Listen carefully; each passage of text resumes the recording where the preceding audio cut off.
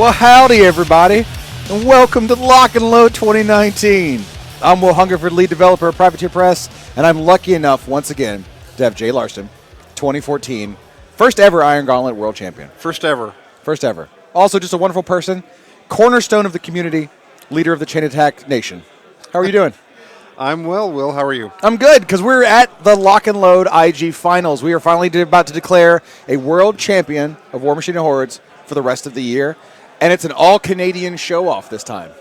It is. We're going to find out who's King of the North, who is going to rule Kanakistan and rule the Iron Gauntlet. Now, I watched that show, and the King of the North has kind of a rough time. So is this true. a title they want to have?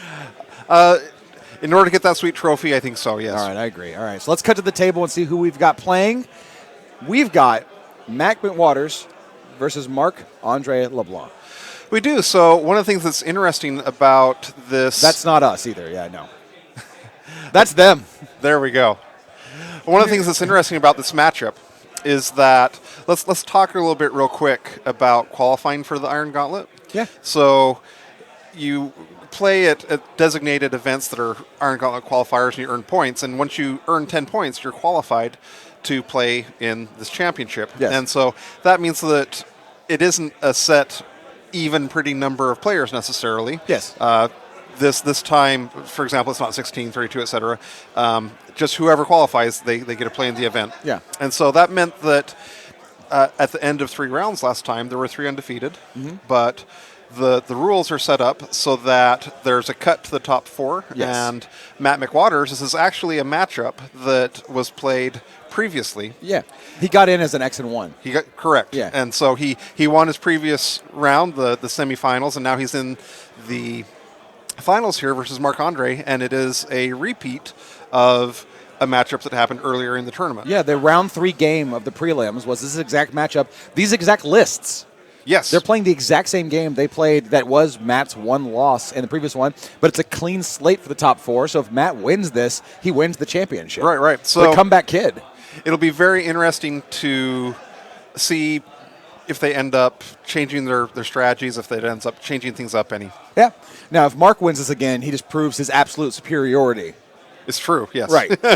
Let's go through their lists real fast for Awesome. people watching at home. Okay, so first we have Matt McWaters' list. He's the person setting up right now. Yep. He has a Forges of War list with Raven leading it. Mm-hmm. Then he has Madeline Corbeau, 2 Gorgons, 3 Griffins, Discordia, 2 Dawnguard Tridents, 3 Mechanic Solos, and then 2 Arcanist units, one of which has a Solus Escort on it. Yes.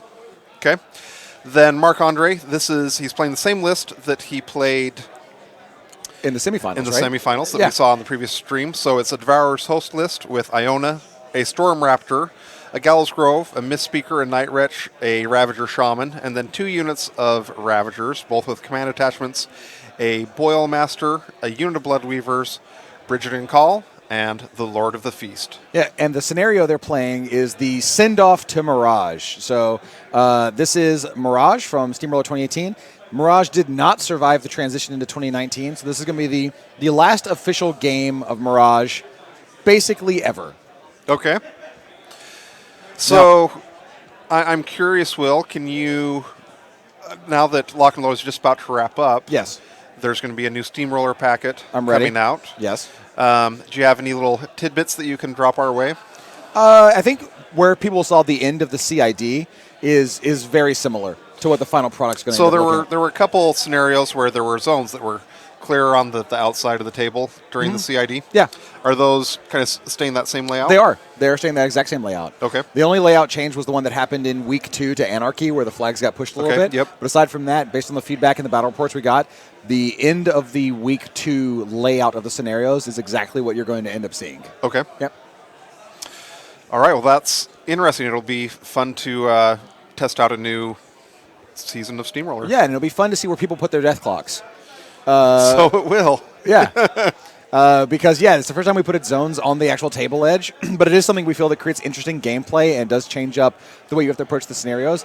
We understand death clock is a major part of it as well, but we can't really have the clocks 100% dictate what we could do with scenarios. Just, that's Right. a weird thing, cutting off some design space. So I'm sure people will be able to accommodate.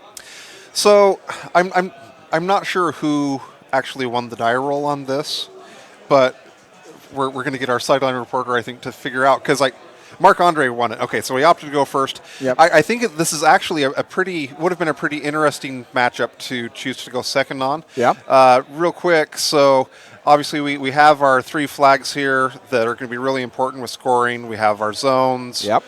And then there's a huge obstruction here. And also point out the objectives, because the objectives are custom made for this Infernal table. Okay, awesome. There's those like little crystals. You can't really see the one behind the building. You'll see it on the top downs when we go down to it. Yeah. But this is an example of an instance where I think Marc-Andre just wanted to take up as much of the board as he could. But it's also a situation where it could have been interesting to choose to go second, but to be able to choose the table edge. Yeah. And also having the chance to score those flags first is also a big deal. I agree. And so we're playing on the custom Infernal table that has this like giant tower back here. So we see that the flags are all Infernal themed. The clouds are all Infernal themed. And these are the objectives right here. We'll switch to a top-down view here in a moment, and I'm going to go through what all the terrain is so that everybody knows what terrain features are, what they are counting as for this game. So we have a forest here, a forest here. We have a cloud here, and we have a cloud here. This is rubble.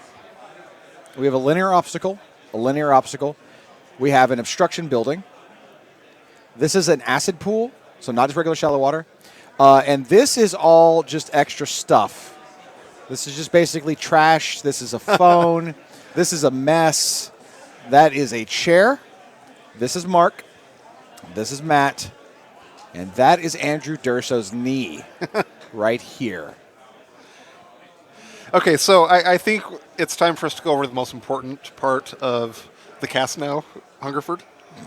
Don't do it. I feel you laughing next to me. You're already like shaking with laughter. Don't do it. Okay, so don't cut to us, Tony. We have a game to come. Oh my God. Go ahead. It's time for the audio version of the Day 2 meme. People want to watch the game. Go ahead. Too bad. Do it. Okay, so I apologize, everyone. I can only work with the tools I have. we have the jealous girlfriend who is looking over her shoulder at her boyfriend who is deep in thought in bed. She says, he's probably thinking about other women. Him. Why did Paul have to wander into the desert alone at the end of Dune Messiah? I'm so sorry. I'm so sorry. I can't control them. That was for Josh. Why do you want to make Josh sad? And the best part is that people on Twitch can't even see the meme. You just had to read a meme and watch me suffer. So, Moralian, I like how even now you don't even show the pic. No, these are audio memes. Oh, God. All right, so back to the game. Looks like people are just running. People are running forward. Yeah. Mark's going first. His turn is going to be mainly just positioning. Maybe Phantasm gets thrown out on something. Sure, yeah. So one of the things Matt's going to want to do is be sure that if he can, stay outside of the threat range of the Marc-Andre, and then kind of force Marc-Andre to be covering the scenario elements on turn 2. Yeah. If you're throwing Phantasm out, what are you targeting with it? Because, I mean, you're obviously running into a gun line. Right. So are you trying to stack it on the Storm Raptor for the -8 range to make it basically untargetable? Or are you going to throw it, on one of the units of Ravagers? What are you trying to keep safe? I think I would likely end up I would have Surefoot on one unit of Ravagers and Phantasm on the other. Yeah. I think that the innate ability on the Raptor is probably enough to start off with. I'm gonna drop a little nugget of internal dev thought here. Okay. I think Phantasm might be a bit much on Iona. Interesting. I think that one of her ways to keep her honest is someone who can play a strong ranged game against her, especially her specifically. And she's got Pursuit, she's got Stealth, right? And then the people that can get around those things get punished then by Phantasm, right? So I would say, if any dynamic updates happen where we do any toning to some models, if something ever happens to Phantasm, don't be surprised. Okay. It might be a little bit much. Okay. There's a lot going on with her. There is. But I don't think you have to hit multiple things. I think it's literally one or two things that you Sure. might want to consider, that we might want to consider changing with Iona, that would just help her have some more natural counterplay. She has counterplay now, but it could be opened up a bit more. I see that So- your smile looking at chat right now and all the references to Dank Dune memes. We have here Mr. Chili Winters. It's like if P.F. Chang's was a meme. That warms my heart. I can I can't make any comments about other establishments officially on this Fair enough. this stream. So I will say that I just love doing anything with you, Jay, and anywhere we go is a great time. Excellent. Though I should take you to Jimmy John's one day, who do have some of the finest subs I've ever eaten in my life. That's for you, Tony. I'm sure it would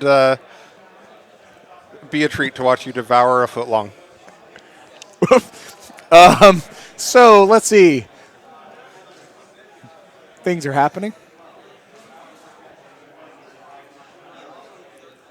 Man.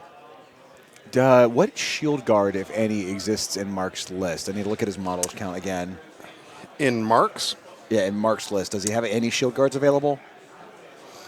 I am not really seeing anything, no. Doesn't Bridge or Call, doesn't one of the two of them have shield guard? Or am Let us I...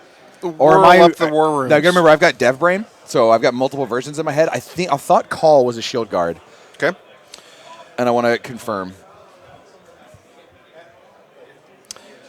He does have shield guard Okay, so and rapid healing. Mark has access to a single shield guard. Matt obviously has shield guards all over the place. Not as pertinent, obviously. King Moa says, who needs the idea when you've got me making snap decisions? Oh, I assure you, my thoughts on Iona are not a snap decision. I've spent much time considering her. Just if we did snap decision nerfs, oh, God. It'd be a nightmare.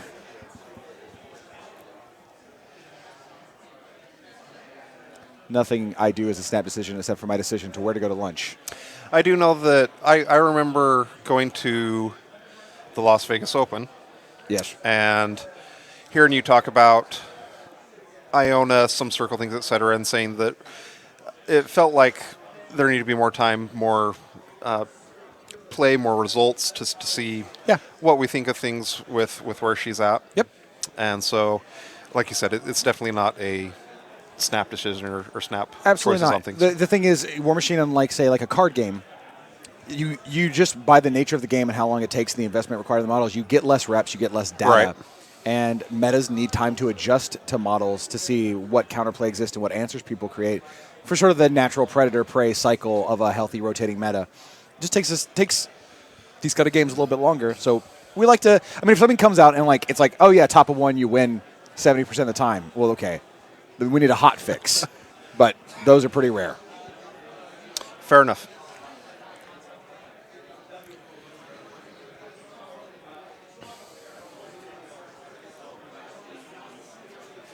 All right, so it looks like Mark's turn was relatively conservative. We didn't do the same thing we did at the beginning last game. It's who's winning this? And right now we're seeing Raven cast Veil of Mist is what that AoE that's going down. But who's winning this one?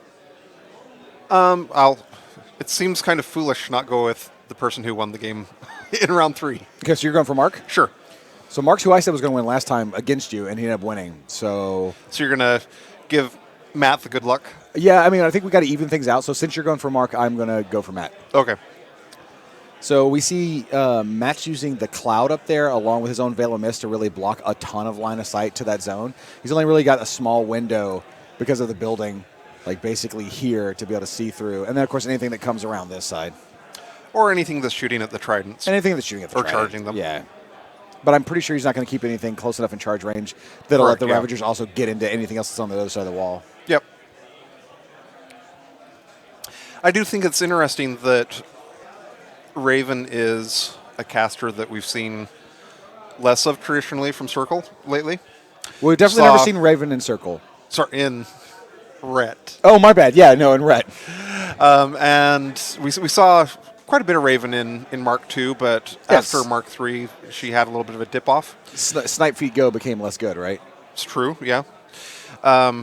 So it's interesting to see Matt opt to take her. And one of the things that I actually like a lot about the meta and about the game right now is that it feels like if you avoid kind of the group think that you may fall trap to, Yes. there's actually a really big stable of casters that are viable.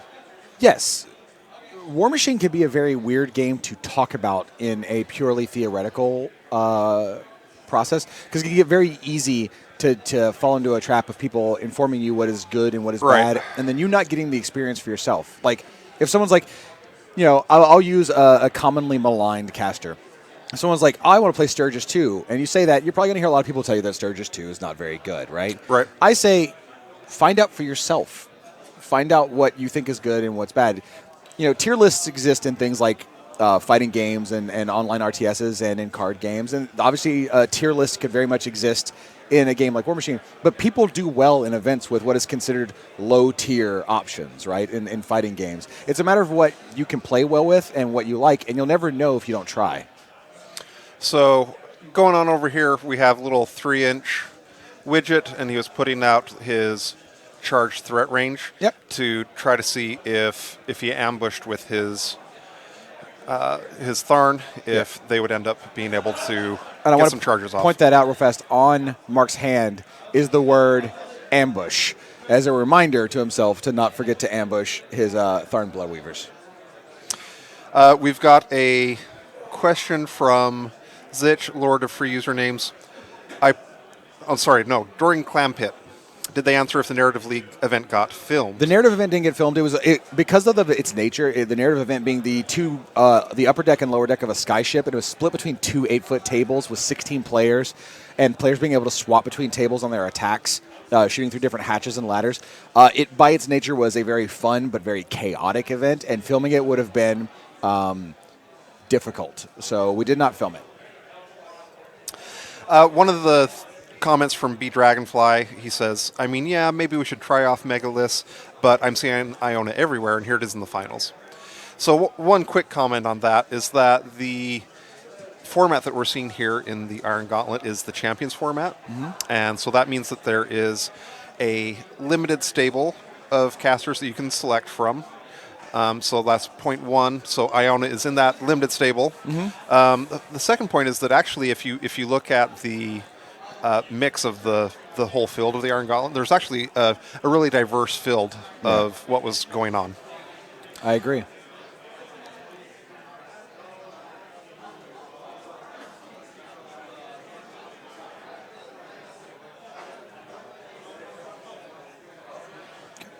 So we've switched over the time to Marc Andre. Both of them finished their first turn in a pretty good time order. Yeah, their time's great.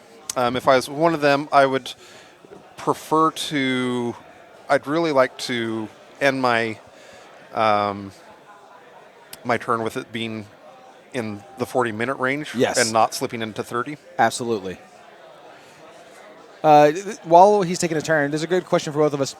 Dragon Pup on Twitch wants to know, so what are our top 3 Dark Horse casters that we think can do well that we don't see a lot of? I know my answers. Okay, go ahead. They're going to be all minions for you, right? So, no, I think Cognifex Siphon. Okay. He's definitely a Dark Horse. Yeah, definitely a Dark Horse that I think could do much better. Midas, I believe, is far better than people give him credit for. I think Battle Lust casters in general, and anybody with that level of recursion, is incredibly, incredibly strong. I'm going to come back to my answer. I'm going to look a little bit in War Room as we're going, and then I'll... You do you. Okay. And Naresh. Don't see a ton of Naresh, and I think Naresh has a lot of strengths that you don't necessarily see. Are there any Grimkin casters that can be considered a Dark Horse at this point, do you think? King of Nothing, I would think, can Is be... he? Kind of. I mean, right now, he's basically one of... I was kind of wondering about him, and up to this point, I've never... The King of Nothing I've never been excited about, but I've been playing him with 6 o'clock a try. Yeah, and that's actually becoming a pretty common list right now. Yeah, I guess he is leaving Dark Horse territory. Mark is checking the threat range. It looks from the storm. No, that's not the Storm Raptor. No.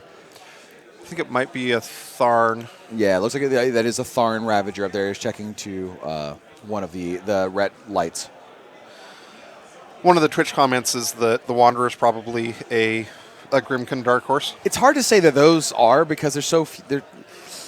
When I think Dark Horse, I think you have a much wider staple, and this is someone you just don't see, right? Like I think all the Grimkin Defiers kind of get played to some degree. Obviously, Dreamer gets played the most. I'm kind of I have some of my Infernals models now, and one of the things I'm excited to try out is Malakov 2 in Hearts of Darkness. Sure. In my opinion, that would definitely qualify as a Dark Horse. Oh, you know who might break through into my top 3? You just mentioned that. Who? Tristan 2. Okay. Tristan 2 is a good caster. Actually, I have another good answer too. Yeah. Grim Angus 1. Right? I love Grim Angus 1, man. His feat is ridiculous. He has like one of the most powerful control feats ever. And let's keep talking about this game. Okay. I just realized, we're going down a hole.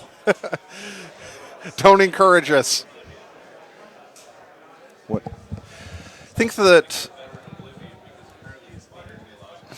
Marc-Andre is in the tank a little bit, and this is kind of the hard decisions that you have going first in this scenario, because your opponent's likely going to stay out of your threat ranges. You might get some shots, but what do you do in response to that? And that's what he's got. I think the ambush is a great choice because he only has so many guns, right? Really, mainly with the Storm Raptor. Versus a gun line, but being able to ambush a unit means he gets to engage on this top of 2 turn, which is so looks vital. like it is going to actually end up making it in there for some attack rolls. Oh, snap. Mark did this last game as well. Oh. In on the Desert Hydra, and that one. I thought you meant the last game against Matt. Had some good effect. Yeah. Oh, yeah.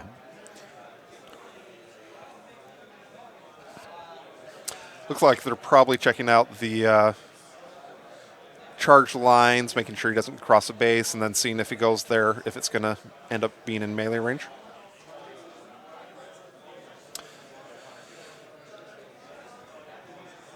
That one down on the end, he's said that he's going to run with. It's just going to be a question. So he's going around over into the back. Yep. It looks like he's tying up or getting into some of those I believe that's mechanics back there. Yeah, I think so. Yep.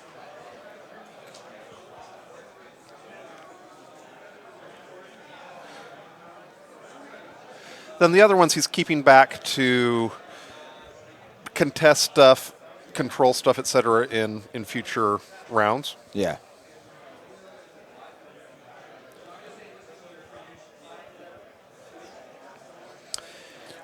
Right, here we see. Does 1 point. Yeah, just a couple damage rolls against the Trident. Probably not going to, Yeah, he's dice off 9 here? Dice off 9, yeah. Yeah.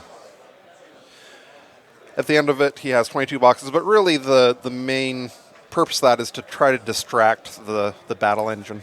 Yeah. Make it turn around and deal with them. Their def is 14, if I'm not mistaken. To the war rooms. To the war rooms. I think that it might be 12, and then they can get those are Tharn Bloodweavers? Oh, no. Sorry, I thought you meant the battle engine. No, I meant the Tharn Blood. The ones that are tying it up. Okay. They're 14s, if I'm not mistaken.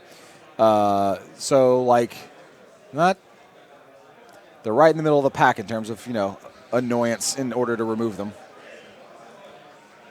If I'm not mistaken, they're like 14-11, and they have stealth. But yep, 14-11 with stealth, and then their weapons have a bunch of abilities. Woo! It's like I know what I'm talking about. Do you? No. God, no. And on the Dawnguard Trident, they're base 12. They can get Force Barrier, and then they have 2 shields that can... Their base arm is 18. It can go up to 22 in the front arc. Yeah, but it's Rat 6. It can't aim while it's in melee. It can... Let's see. It does get the +2 range attack. Well, I guess things within 5 inches of the shooting gallery, so it goes up to an 8. So basically just needs sixes unless it gets any... I don't know if it's got any power tokens on it right now, because it can use those power tokens to boost. I don't know if he used any last turn when he moved up. So So Mark is at the 43-minute mark. I'd mentioned that I thought it would be good if he finished his turn without getting into the 30s. It's not looking likely that that's going to happen. Yeah. Let's grab that top-down view from our camera team. So there's the ambushers that got in, and He's got 2 here in the back that are kind of sort of some reserves. yep. And then I'm trying to catch who this is. Is it Bridgerton Call? I think that's Bridge and Call. Yeah, I think that's got to be Bridge and Call.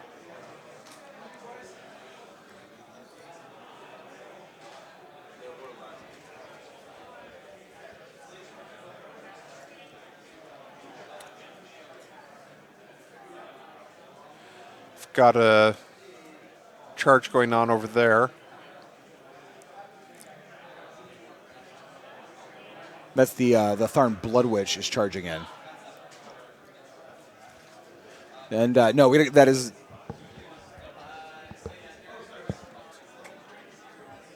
That's an interesting shot we just got.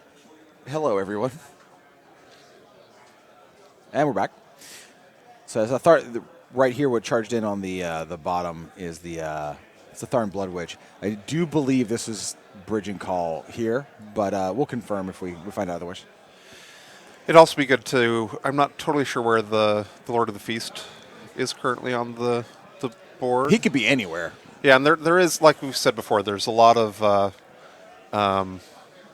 shield guards that are going on.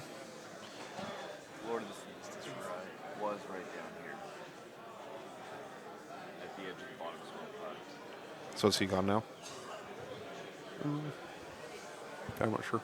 So those are the Tharn Ravagers. We're just getting a run order. Yeah.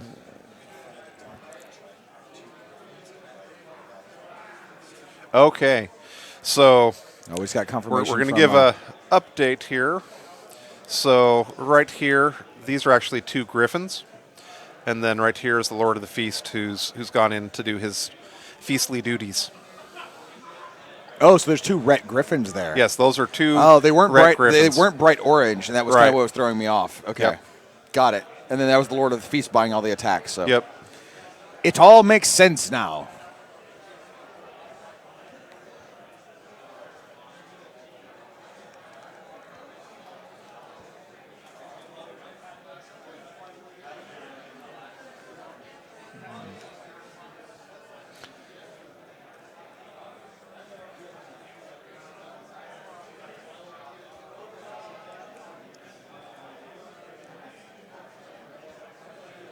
It's probably a good thing that you're the developer, not me, Will, What's that? because I get to the point where I hate a model so much Yeah. that I'm rooting for the atomic bomb to be dropped on it. Wow. And instead of like the Lord of the Feast bird going from like 10 inches to 8 inches or whatever, like I'm all in on just making it unplayable. No, that's not how we do things. And if anybody missed the last stream, we're talking about things that that could possibly happen. Because the question came on chat if we're going to be doing any CIDs, and I said not a CID anytime in the next month or so, but we are going to have a dynamic update coming up relatively soon. I don't have an exact date, so if it's 3 or 4 months from now, don't worry, don't freak out, it's coming. And a lot of it is small little tweaks and changes to point values and ranges and things like that. And somebody asked, is Lord of the Feast going to change? And I said, well, some stuff could change, but if it does change, don't expect a gigantic nerf. Expect something like the melee weapon going from range 2 to 1, or expect the bird to go from range 10 down to range 8, something like that. Now, if you were in control... What if we took, for example, the Hellmouths? What sort of atomic bomb We don't could do we atomic bombs. drop Well, on that unit? we try not to do atomic bombs. We try not to do atomic bombs. So if you were considering a tweak on the Hellmouth, what would you... Something like that can also Consider. just be fixed with point values and then determining if you'll get them for free or not in the Theme Force remix. That would be a big deal. So, Okay. I'm not saying that's happening by any means. Okay. Don't take that as. But you're just asking a question. Confirmed. That's not confirmed.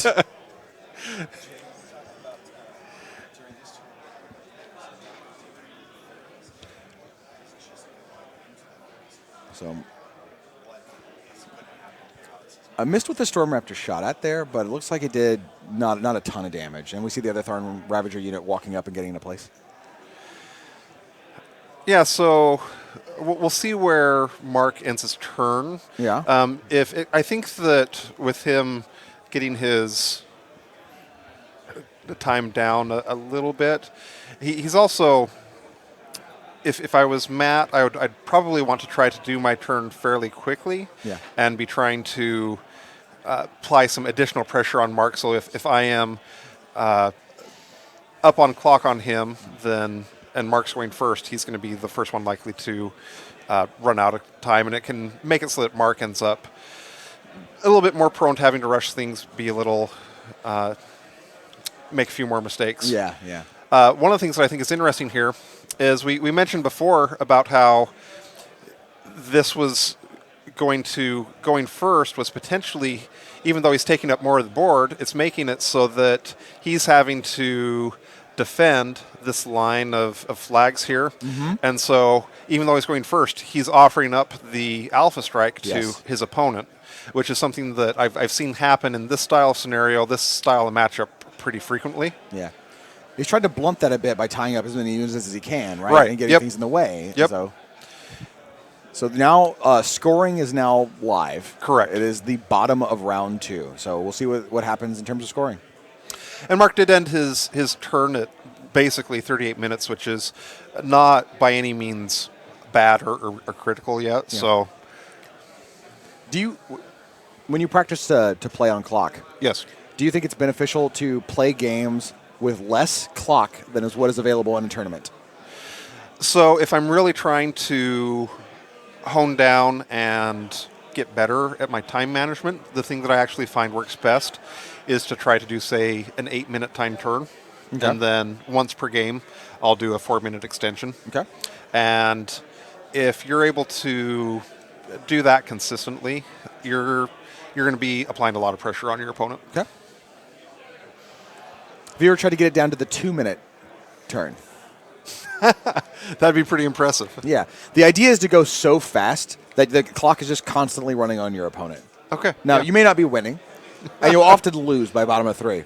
Okay. But you can get people bewildered. Alternatively, you go as fast as you possibly can till about top of 4. Then you clock to yourself, and you just look at them for about 30 to 40 minutes. Okay. You don't say anything. Okay. You don't do anything. And then I'm you clock back. I'm not sure that these are very good tactical tips. They're terrible sportsmanship, Okay. and you should never do them. Okay. But I was asking if these are things you've done. I have not done this. Okay, you're a good person. Thank you. No. Okay, good. So it looks like they're checking out what things are engaged, where he can go. Yep. Stuff like that.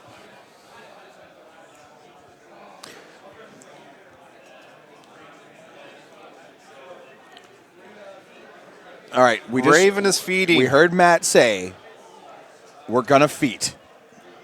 Now, he didn't put down a token, but I heard him say it. You heard him say it. I heard it. Rolling the 5 on the boosted. That's always sad. Yeah. These attacks are all boosted, so feat is clearly happening. We're at dice off 3 here. I believe call.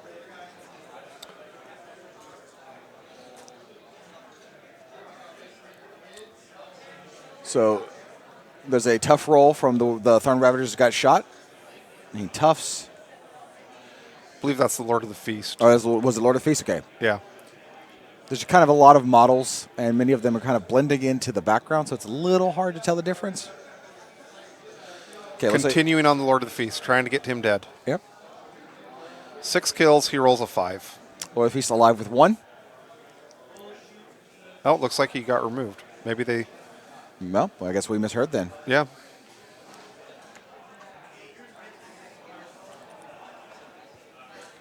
Need the 7 to kill here. Oh, this is Matt considering throwing another die into this one.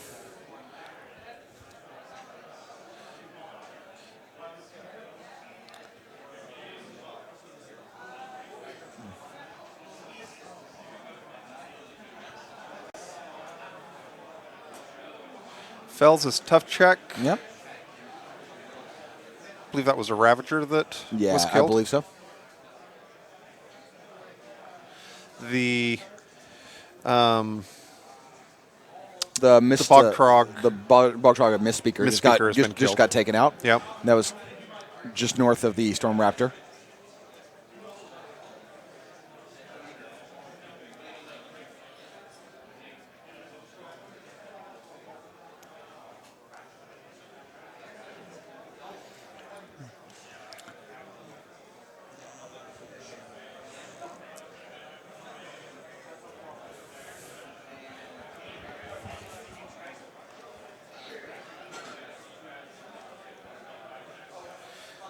So I'm curious on your prediction, Will. What elements do you think by the time the dust settles at the end of this round, what do you think the scenario score is going to be at? I think the scenario score is like, I mean, let's go and pull the Telestrator up. Oh, bam. I don't know if this Tharn is in this zone, and that is a big question for me. Okay. If he's not, Matt's got this zone. Okay. If he is, that's a little awkward and hard to say. Right, yeah. This flag, absolutely. No question. Okay. This flag, absolutely not. Okay. This zone, absolutely not. We just got word from the table judge. This Tharn right here is towing this zone.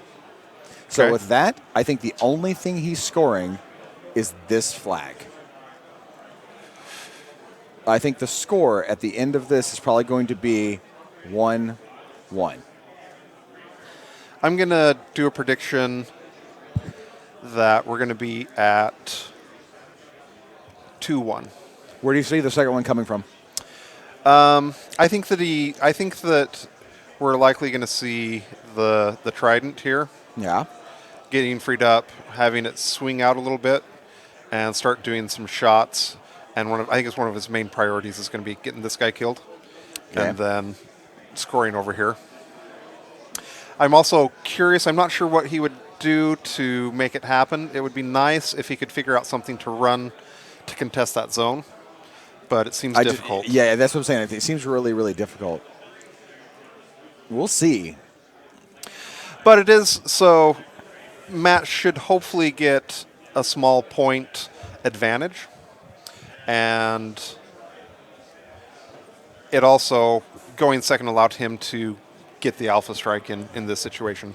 Yeah. So we've got some stuff going on. This is the Dawn Guard Trident coming in. He's doing a charge attack. He has a great melee attack on there that's going to... Well, here's the thing. I don't see any solos for him to be able to come score this flag. So I don't see this I flag. think he's going to be moving back.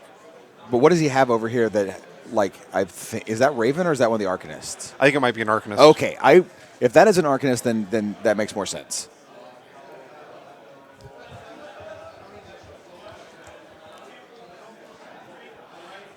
He's got 2-3-3 going from left, middle, right on his number of shots. Yep. Should be... That's good rolling by Matt, obviously. Yeah, pretty good. Time to put should be doing a lot of damage, hopefully, with... Okay. He's trying to put some holes in some Tharn.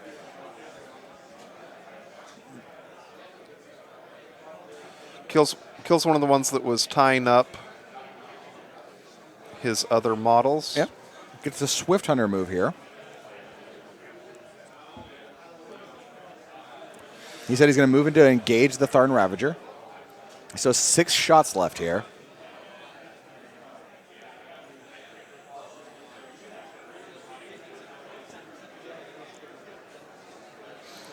One of the things that's nice with that Swift Hunter thing is that it allows him to... He did a charge in. This is letting him Change his realign facing. his shooting arcs.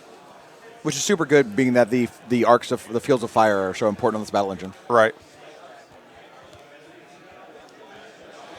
We got a Tough and Hill there on that Tharn. Yep. We're checking to see if he's in the no knockdown bubble.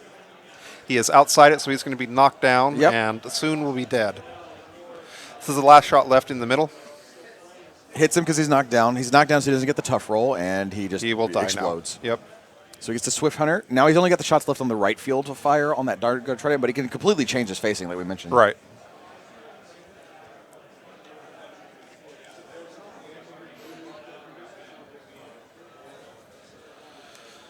So far, he's killed a Blood Witch, Ravager, and a Ravager with the battle engine. Yep.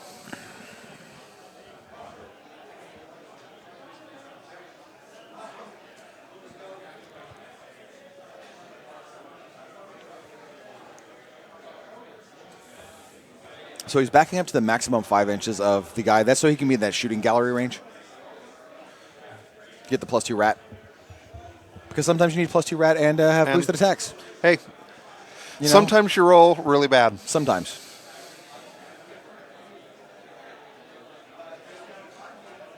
Off 5 on this one. Does 1 Does a damage. point. Heals up.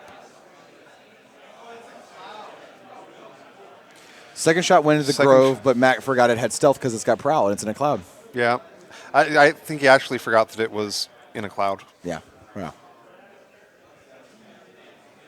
I'm a little surprised that Matt didn't opt to shoot the Tharn that is towing the zone. Yeah. Yeah.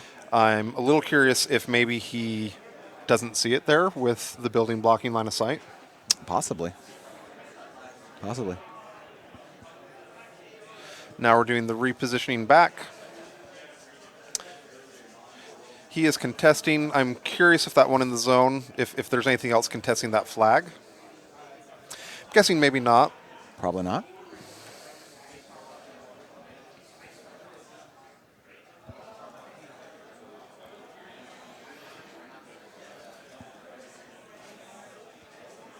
Possibly the building is hiding him from Matt's line of sight. But we'll see. I know they've been very good at communicating to each other the entire time of where things were, so I think Right. Matt. Earthquake. Well, Matt knows it's there now. Yeah, yeah.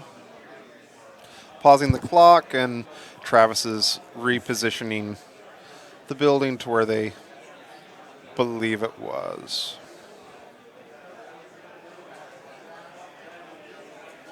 The table judges recreating the game as best they can.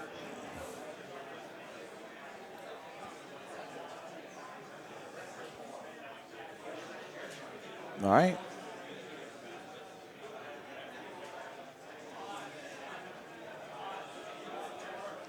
Got a question from Brian Palmgren on the Facebook chat. He asked, what is Matt's list?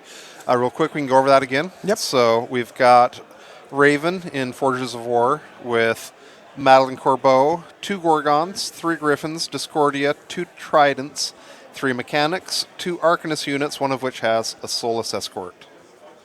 A couple people in chat are saying this is why we need 2D terrain. Well, that thing is less tall than a Storm Raptor, so Matt would have hit it just the same. And that might have broken the wings off and sent him flying everywhere. So, sorry, I'm not buying the... Because you knock over a thing that's a little tall, it needs to be all flat. So even with the boosted attack, he needed 7. It missed. And they were checking to see if he was within the dodge range of Iona. He was not. It was barely out. So that didn't send him off. Looks like we got an Empower going on. Yeah. Get that focus on there. Boost them attacks. Kill them things.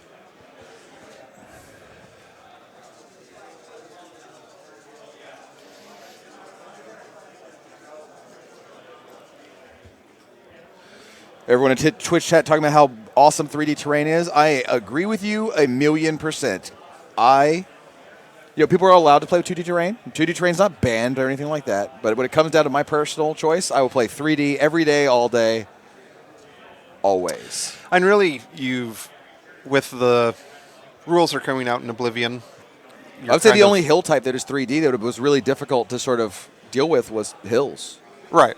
But those don't exist anymore. Yeah, so the new rules coming out in Oblivion are going to remove the hills, and the hills were really the part that made 3D terrain difficult. Yep, agree with you. So we're on the same page. Looks like a tough roll made by another Tharn and healed. Man.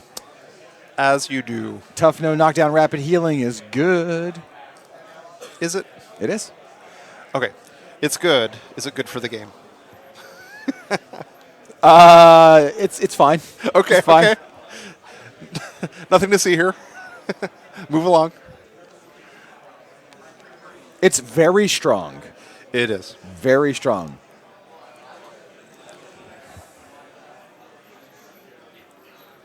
The Dragon Pup.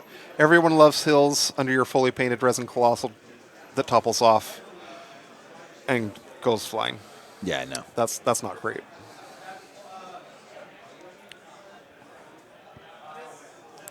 Oh, Matt misses another shot.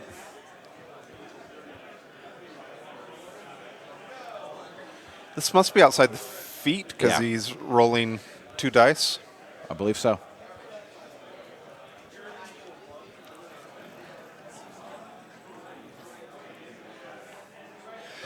So, looking at kind of the game state, it kind of feels to me like Matt probably hasn't so far achieved enough with his feet turn. No. And I believe the score is actually going to end up being 1 for Mark and none for Matt by the end of it. We'll see. I don't know if anything is contesting the bottom left flag. Yeah, I'm not sure if that Ravager is within 4 inches or not. And I expected, and just to point out what we're talking about here, I expected Matt to have scored this. Like, kind of what I talked about at the beginning. I thought he was going to get this. I didn't think he was going to get the zone because of this guy. The thing that's funny is that I think he actually could have if he had reprioritized his shots. So. Yeah. But this, I don't know. And we'll find out at the end of the round. If, He said that he's conceded already that he's not going to be able to block Okay. Mark on his zone. And so that's going to score a point. Yeah. Definitely.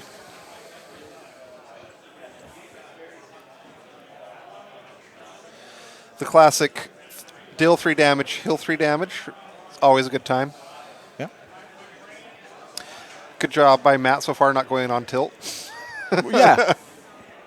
Absolutely.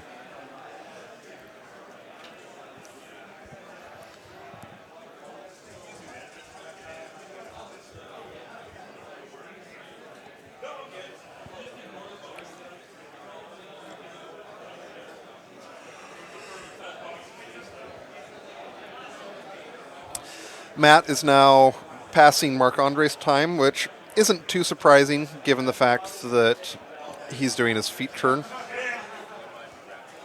Yeah. All right, looks like Discordia is going to go up and spray.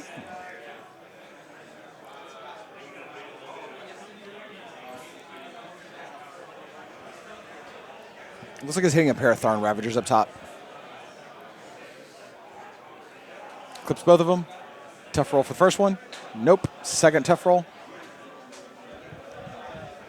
Both are dead. Boop, boop. Boop, boop, ba-doop.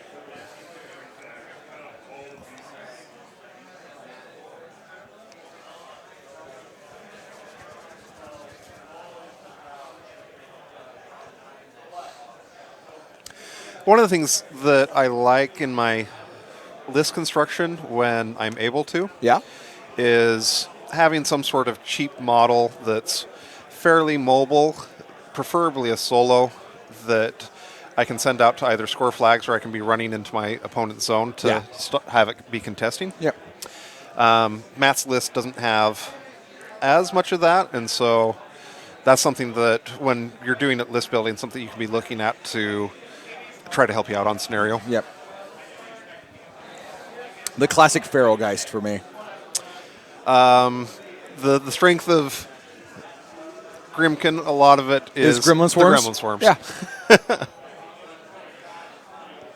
Gremlin Swarms are going to be a nightmare in the next Steamroller. Yes. Just like go off on a little corner of a zone on the edge of the table, and it's basically locked down. Well, ambush them with magic weapons. Oh, yeah, I'll get right on that. Yeah. Blight Blades. Get in there, boys. Can we get a confirmation of what the CP score is real fast from one of our table runners? I believe it should be Mark with 1, Matt with 0. I mean, they're still doing this. Oh, wait. They're still doing this turn, so it's still 0-0. Oh, it looked like Mark's turn had started. No. They're still,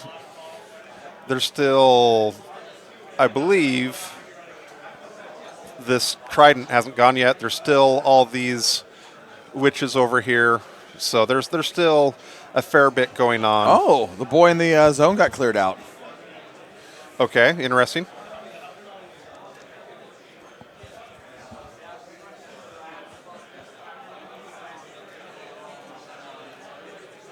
For people asking about hills, I mean, if you've got hills that you want to put on your tables to make your tables look nice, you're welcome to use them. They just don't have a game effect anymore. Cool. I mean, you spent time making hills. Hills make tables, if you want to use them, you can use them to have your table look cool and elevated and all that kind of stuff. If you like having your models topple over, be chipped up, It's been a common complaint. it's all up to you. They won't do anything. So you don't have to worry about using them. So in terms of terrain, it'll be things that are 3D, like walls and buildings, and then things that are basically area terrain, where you can use a flat base and then put 3D elements on it, like rubble, trees and forests, shallow water, stuff like that. Hills were the only one that was kind of in between. It was a raised 3D thing that you were supposed to walk on top of and didn't have elements you could simply remove. So we got a question from Caladian. Yeah. Any new terrain types? I can't talk about that just yet. Okay. Yeah. Can't say yay or nay on that just 100% yet. Just Infernal Gates will be the new terrain type that Yes. gaping maws to hell. So we hit this real fast on Twitch chat. How much of a decision to remove hills is because of models falling off? As I talked about, we were kind of talking about them being in between the flat base and then 3D things you can't stand on. Let's get the score real fast. So Matt is ending his turn, and it's going to be 1-1. Oh, that's what I predicted. It is. Yeah. Good job on you. So hills being removed from the game is 3-part. One, they were difficult in the game of War Machine because there's things you either absolutely can't stand on, like obstructions and obstacles, and there's things you can stand on, which is all area terrain. And then hills were a 3D element, which you could stand on, but this is a game of very precise measurements where you only get the benefit if you're completely within. So that was annoying for a lot of people. Secondly, the rules for hills were really complex for new players, and we were looking for ways that we could reduce complexity, like shooting up on a hill versus shooting down on a hill, and then models with arcing fire. And then third, we have cover and concealment in the game, and we have lots of things that interact with those, and cover and concealment don't stack, and that's how we wanted it to work. But then you had this sort of like third elevation bonus that could stack with anything, and hardly anything in the game interacted with it. We realized it was much simpler if the defensive bonuses for terrain were blocked down to just 2, cover or concealment. You knew they couldn't stack, and then design space-wise, we had far more models that could interact with those 2 abilities versus elevation being the more nebulous, difficult one. That combined with a ton of community feedback, especially at events, of them not wanting hills and all the problems they were causing, made us realize that the hills and elevation bonus were not worth the troubles they were creating. Therefore, in the remix, hills no longer exist. And there is the official answer. Okay, so we've got some action Back to the game. going on here. I believe this was all vengeance. So these Ravagers came in, did some vengeance attacks, killed a Griffin here, as one does, with casual. Yeah, casual Tharn Ravager stuff. Yeah. If I'm Matt, I would be not happy with the current state of the game. I would not either, no. It's looking a little rough. I think that, so right here, Mark is again going to score this zone. He's going to contest this zone over here. Yeah. And he's going to start getting scoring going on, probably at least on these 2 flags. So I think there's a good chance that Mark is going to attrition down some of the models back here.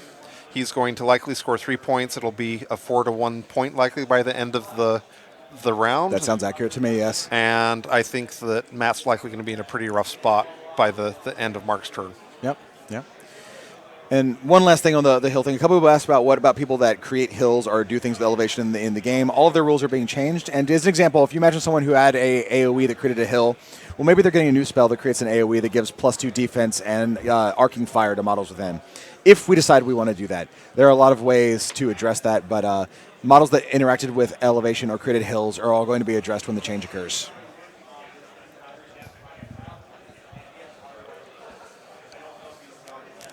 And that is the lowdown on hills. So he's opted to drop both Surefoot and Phantasm. Yes. This is going to be the turn that he feats, I'm sure. Yes. And in come the Ravagers.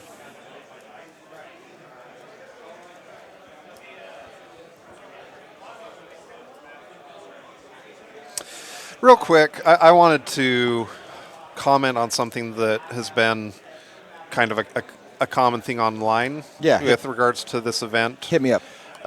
So there's been a lot of people who have kind of complained about Circle and Iona, and if Mark does end up winning this event with Iona, there will be a lot of people who will be like, oh yeah, of course, Circle, Iona ended up winning the event.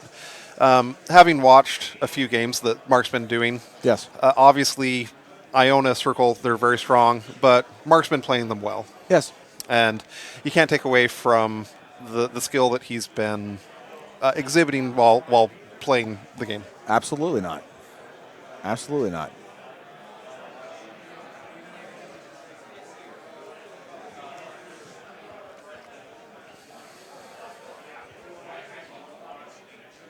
Looks like they're getting the judge involved on a... Figuring out line of sight on Okay. some of the Blood Weavers. Okay.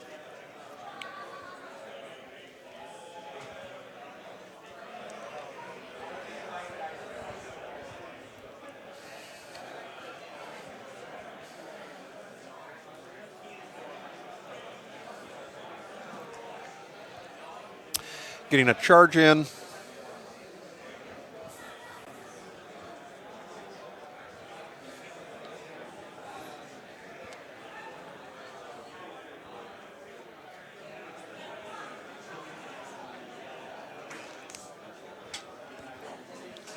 Yeah, just continuing discussion right now about a line of sight, making sure that everything is good on the far side of that house.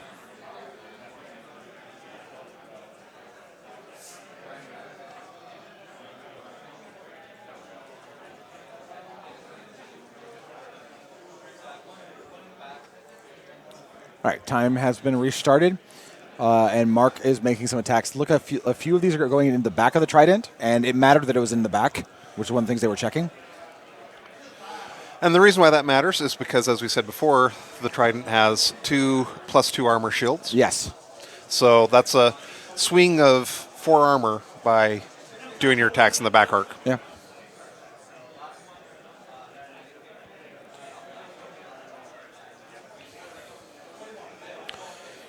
Currently on 21, he managed to do 4 damage with the Blood Weavers.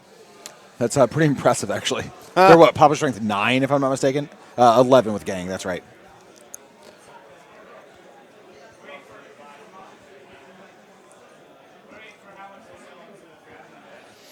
So, where do you think the Storm Raptors go in this turn?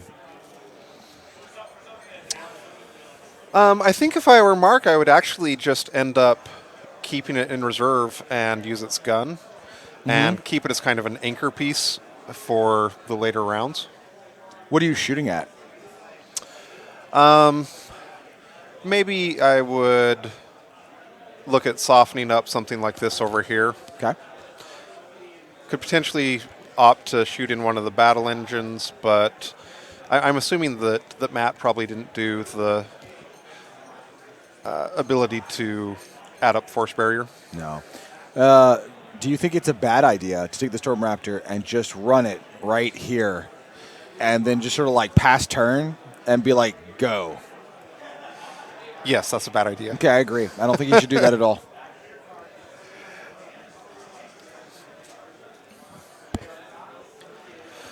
So, a comment by 0-90, the thing is they nerfed Urna 2 so hard, she rarely gets played in competition play right now. So, first of all, when Una 2 was nerfed, she was kind of an emergency nerf because she did have... She lacked an ability to interact with her. Correct. You can interact with Iona. You can interact with Devour's Host. They are very strong, but you can interact. Una 2 was literally games that you didn't get to play, and that is different. Correct, yeah. And I think that Una 2 is actually still really great. She is very good. The problem is, like, often when something is super duper good and then it gets brought in line, the expectations of how good it was supposed to be versus it being more reasonable leads it to a skewed perception of it suddenly being trash. Right. And that's just not actually the case. Well, there's also sometimes... So, back in my day, Go on. when I climbed uphill both ways, I used to play a little bit of Haley 2. I remember those days. And that was a tough tough row to hoe, tough Uh-huh. life. But after she got nerfed, I was able to still recognize that she was a good caster. Yeah. But I also didn't want to play her Sure. just because. You didn't want to get her nerfed again, but we still did it. That's true, you did. Yeah, we did it 3 times, Jay. You think we won't? Touch that model again. I dare you. Every time. Every time you look at Haley, she gets nerfed. Or Calandra, or. Ah, she's fine.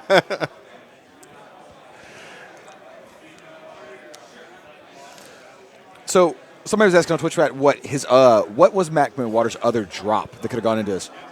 So the other list was an Ossian list. It was Legions of Dawn. He had Ossian with a Fane Knight, a Sphinx, Hypnos, Paratridents, the Arcanist, an Artificer, Max Sentinels with a UA. It has Solus Escort and what is this? I can't. Oh, Desters. Desters. A unit of Desters. Yeah. Do you think that list would have done better than this Forges list? Do you think that the Ossian list might have been a better drop? Because I think the right drop is whatever Matt decided he was comfortable putting into it. Yeah, sure. The Ossian list would have helped with punching through some armor, but I think it might have struggled to hit some of the higher defenses that Matt Yeah. or Mark has going on. Whereas the Raven list typically won't. Right. Yeah.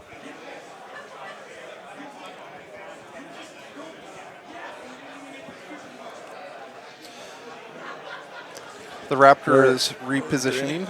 Yeah.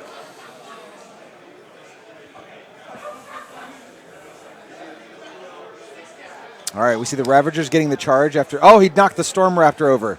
Make it 2D. Looks like he's got the Ravagers charging in on the Trident. Yeah.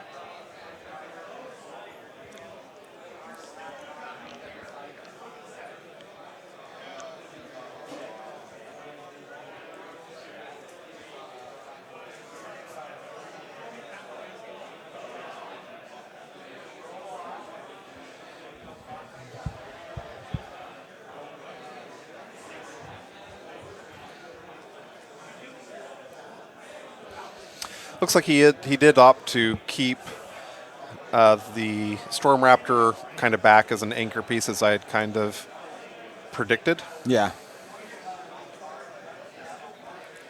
I'm a Yeah. little surprised. I'm not sure if we missed this, but did Iona feat this round? I don't think so. I didn't think that she had either. I had. It was my expectation that she was going to do so. I don't see a feat token down. But that's actually something that in both games, Yeah. Mark has feated a turn later than. Then we had anticipated him to do so. Yeah. Yeah, so I don't see a feat token down. So we see the Tharn Ravager attacks going in on the Darnguard Trident. Dice off 5 here.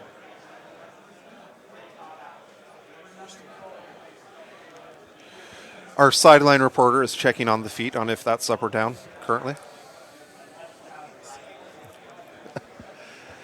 All right. This is the charge attacks and then buying additional attacks with the corpse tokens.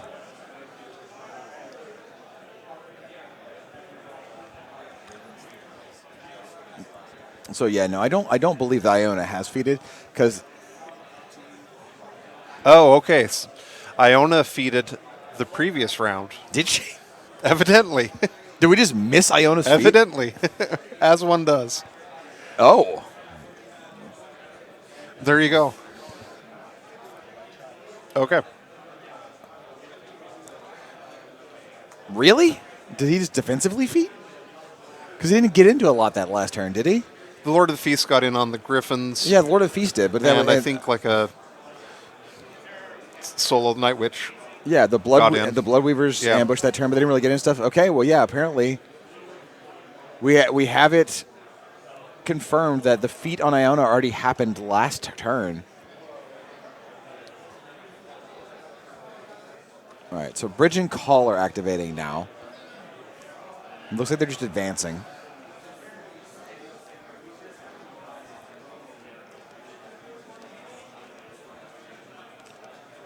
Looks like they're going to tow the cloud just so they can see through it and going to shoot at the Jack. This is a Powhatan Weapon Master Dice off 6. It's got 3 boxes left, so a 9 kills. Rolls an 11, drops it. So yeah, I guess he did feat completely defensively then, mainly with the armor buff, which might Which kind explain. of makes sense with the. Yeah. He knew that his opponent was going to be doing a lot of shooting. Yeah. And that 3 armor can actually make a pretty big difference. Yeah. Okay.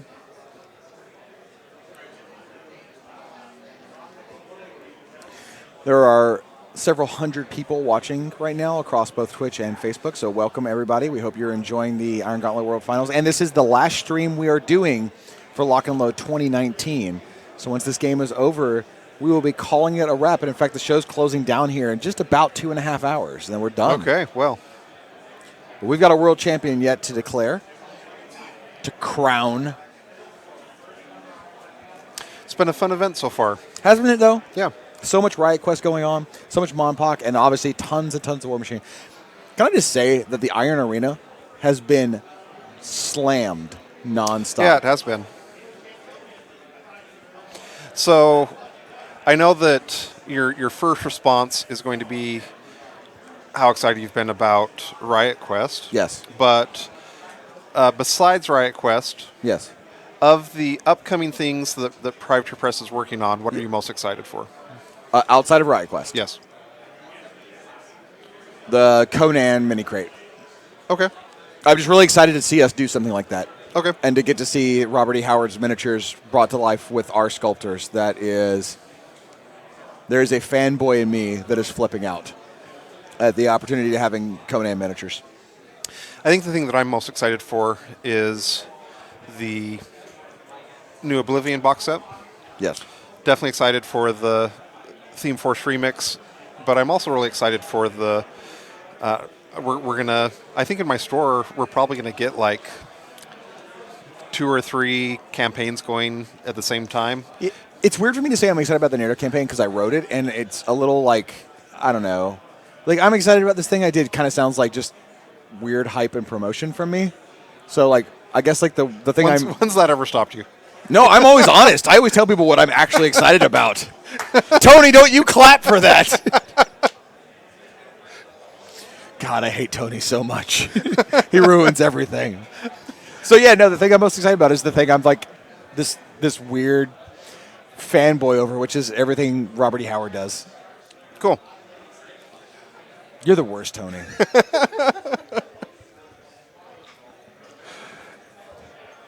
Don't make heart hands at me. So we're currently on the top of round 3. Yeah. Marc-Andre is at 21 minutes.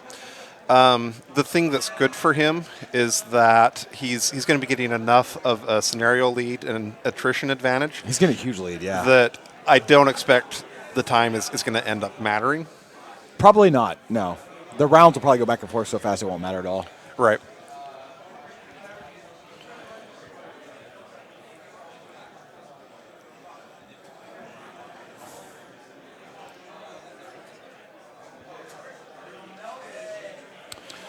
So Mark scores 2 control points. Matt gets none.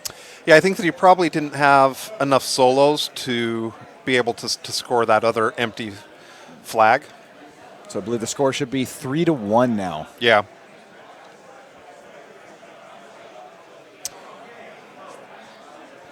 Mark has 3, yeah, and Matt is at 1. Yeah. We hear Matt through the table, and I can't say the words that Matt just said, so I'm going to use the word Smurf instead. And Matt says, I really need to Smurf some stuff up this turn. It's Smurfing time to go. Technically, I think the Smurf time might have been last round. I think it's Smurfing time now, too. You better get as much Smurfing in as you can right now. Boy, you better Smurf the hell out of everything on that board. Otherwise, you're going to get Smurfed up. So... Yeah, Tony. I believe this is the. That's what happens. This is the flag that Marc-Andre wasn't able to get a solo to. Yep. It's got a solo here. Yep. It's he's up 3-1 and is sitting in a pretty good position right now. Yep. But you never know. Now, my question is where I want to keep track of where Iona is at the moment. Okay. So let me pull up the telestration here. Let me see if I can find her. I imagine she's somewhere in this cluster. She might actually be behind the bird, which is why I can't see her. Is she here? No. Is that her? Maybe. Let's see.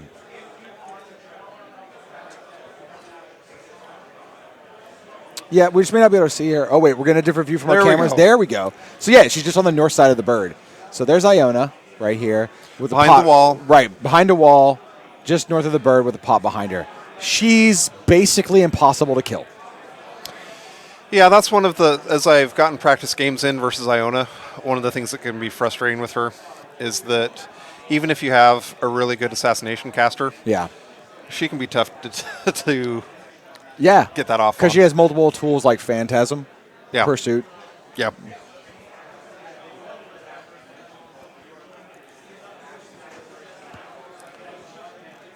Okay.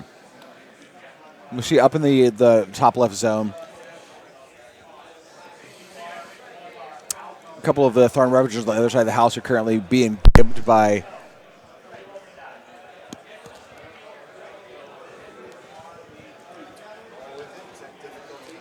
All right.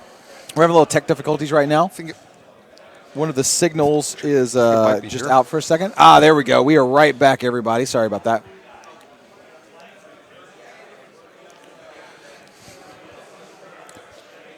Somebody tripped over a cable. It happens.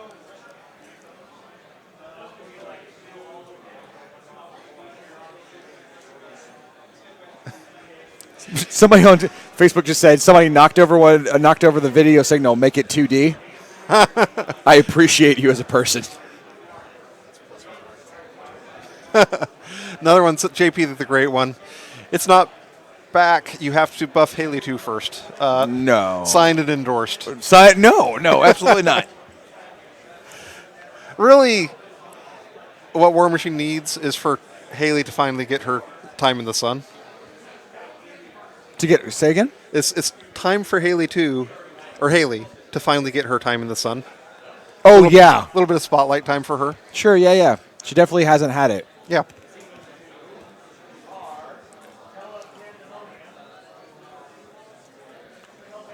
We had another building knocked over.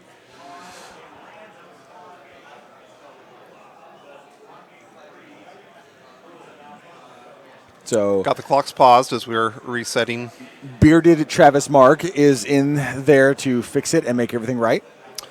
All right, Bovine. Right, Haley 4 and Cirrus. Basically, I'm on board for almost every Signar caster joining the Convergence of Cirrus. Every Signar caster. Sure, why not? There is a great work to be done. All of them. So Sturgis 1, Sure, yeah. Kara Sloan, Okay, Kane 1, 2. Not Okay. 3 because he's a merc. okay. Darius, I want some Darius. Siege. Sure. I mean, I have a deep abiding love of Siege. All right, so you get Striker's Horse and Sturgis 1. The horse riding Sturgis. That's what you get. Okay. So he killed I believe it was probably the Tharn Shaman that was up there on the flag. Yes. That has now been removed. Yeah. One of the things that's going to be a challenge for Matt is, again, I don't really know if he's going to be able to contest Mark's zone. No, I don't see any way, any reasonable or sustainable way to do so. It looks like the Trident took a pot shot at the bird and not great. Oh no, that wasn't the Trident. Who was that was sprinting? Might have been Raven herself. Yeah, that was Raven. Yeah, that was. She's camping 2 at the end of her activation.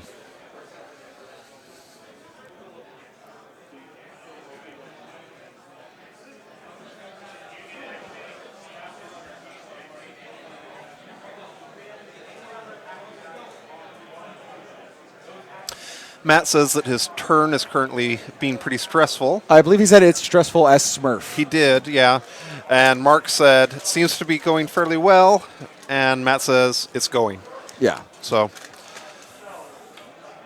that is the player analysis of the turn so far.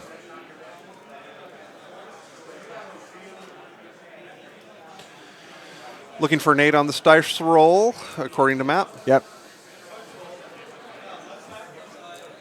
Okay, so the trident up top is going, and he's determining how many shots it gets.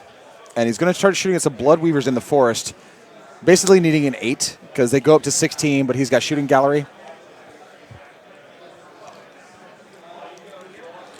So one of the ones in the zone just got blasted in the face.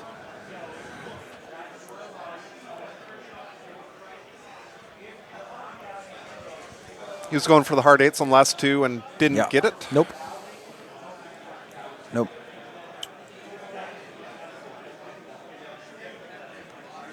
Okay, he's going to... Shot at the one out of the forest, needing a 6, missed. The trident is not getting...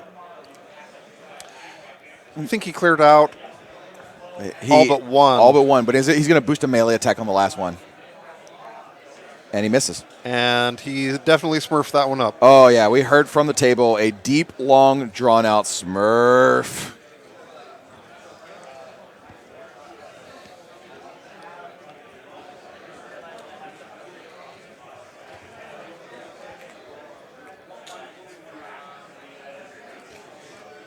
Merzane on Twitch chat says, I would love more J on Privateer Press streams. Well, we're going to try and have as much J as we can at shows that you might be at. You know, that'd be awesome. Whatever you want to.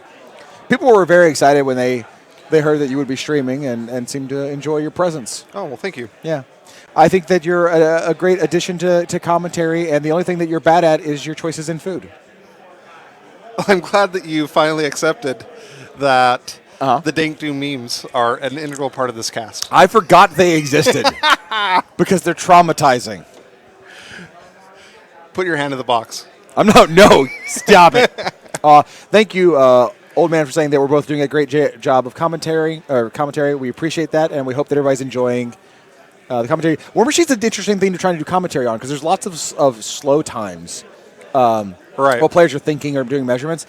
So it's not like doing video game commentary where you can constantly sort of shoutcast, scream all the time. Yeah. And you have to but then you have to get right back on topic. Sometimes you can get off topic and talk about things about the game, like we've been doing throughout this, and you might accidentally miss a very small thing that happens. So commentary on tabletop board games is an interesting challenge. It's going to be interesting to see if Matt is able to, how much he's able to score in comparison to Mark. He's in danger of potentially having it so that Mark is able to close out the scoring next round. Completely, yes. All right, so we see. Okay, so he did run something up to contest Marc-Andre's zone. Yep. So that's very good for Matt. Should make it so that Matt's going to be the only one who scores this time. Yep. We hear Matt saying, okay, this is it. He's going with the bottom trident, and he needs this thing to work. It needs to get some smurfing done. One shot so far. Oh no, that was the number of tokens he got up. So he's getting 7 shots. Yeah. But only 1 boost, I believe. It's dice off 2 in the first shot. Calls a tough check. So we got our first Tharn Ravager down. Second shot going in the middle Tharn. It's dice off 2. 7 makes a tough shot. Yep. Takes another one out. This is going pretty well. This isn't what I'm used to when I'm playing against Tharn. It's like tough hill. You just have to roll better than your opponent. I guess so. Need the 5.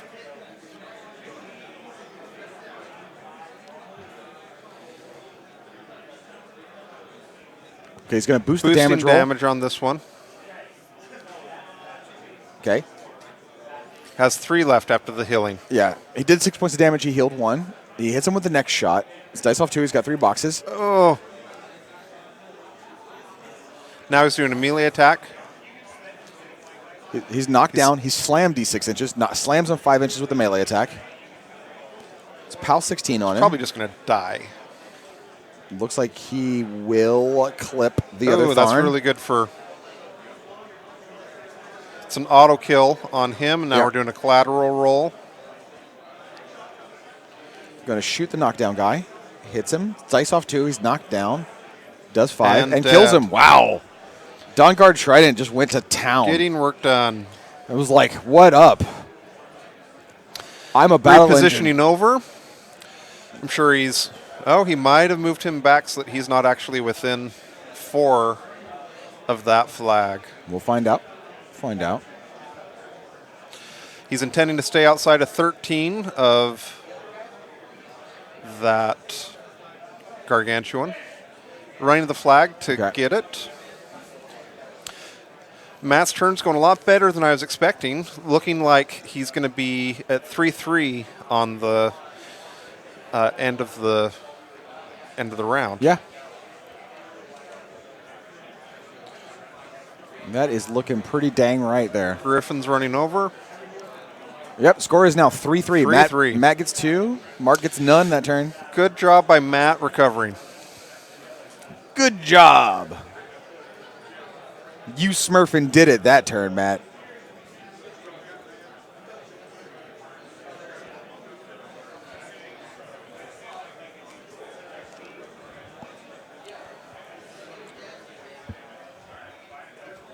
Mark went first, yes?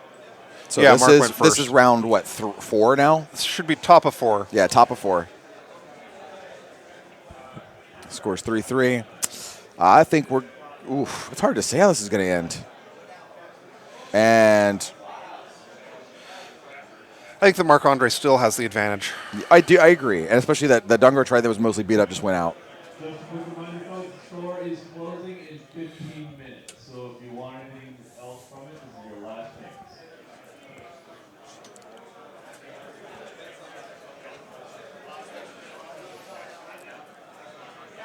It's going to be curious to. I'm curious to see what Marc-Andre is going to do with his Gargantuan. Yeah. Doesn't really have a good charge on the bottom Trident. No. I'm assuming he's probably not going to send it into the circular zone of his opponent. No. So he's probably going to be doing some shooting and then scooting back a little bit. I mean, it's just a great piece to make sure that his zone and that middle flag remain contested, right? So that there's no shenanigans. Right. Right. It walks up and just... I think it just shot... Killed the solo that was... Was that it or was that Bridge and Call? I think that might have been Bridge and Call because I heard him say POW 10 Weapon Master, which is the POW of one of their bows. So I think what that was Bridge and Call right here. Okay. Shooting that guy. Okay. And then making him super sad as he died.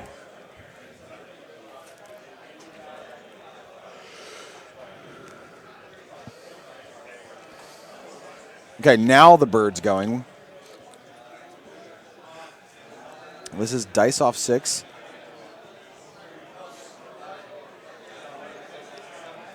Did 7 points it off 6. Yeah, this is the bird shooting at the Dawnguard Trident. Needs a 12 to kill here. How about a 16? Oh, all righty then. Sometimes you just dice so hard, you smurf them right off the table. I'm really good at this game when I roll 16s, by the way. Hell yeah, dude. Is that when command checks were a thing? You want to hear a funny story? Sure. Before I worked for the company back in the Mark I days, I was playing a tournament. And I was playing against a guy that was doing really well in the tournament. And he kept rolling incredibly well, but he kept failing all his command checks. And he was playing with Harbinger, and he was playing Protectorate. And his units kept running and running and running because he kept running higher than their command. So I was kind of paying attention to his dice, but he would hit with everything and always roll real high damage. And so he rolled his dice one time, and I just snatched them up and looked at them, and they were 4-5-6, 4-5-6. They had no 1-2-3. But he was so bad at cheating that he was using those for the command test as well, so all of his units were fleeing. I have a friend who has quote-unquote lucky dice. Yeah. That he'll use them for his high rolls, but he never uses them for the low rolls. Yeah. Yeah, no, these were special lucky. And not only did he use them, he used them wrong. I also played in a D&D campaign where this was 3rd edition D&D, where we went up into epic levels and were basically demigods, and it really angered one of my friends that if he rolled a 1, this character that he had been power gaming had a failure. Yeah. And so he had a purple D20 that he called the Purple Nurple. Yeah. And Did it not have a 1 on it? it? It had 2 20s. Oh. What a jerk. Don't cheat at games. There's no point. Looks like that's the Gallows Grove going over to Yep, get within 4. contest there. At what point in your life do you look at a game and you're like, I gotta cheat to win? And I just need the victory. I'm gonna cheat. Tony, this is all aimed at you, by the way.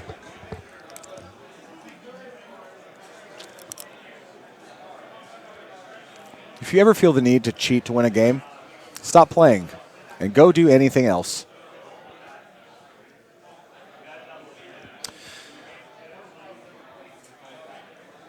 Don't think that Mark sent, at least as far as I can tell, anything into his opponent's zone to contest over there.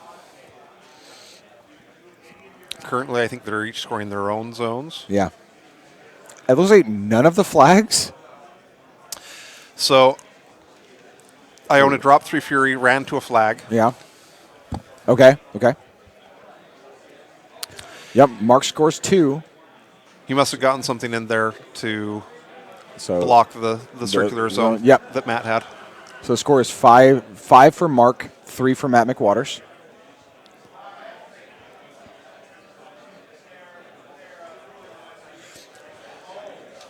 Five for Mark, 3 for Matt. Yeah.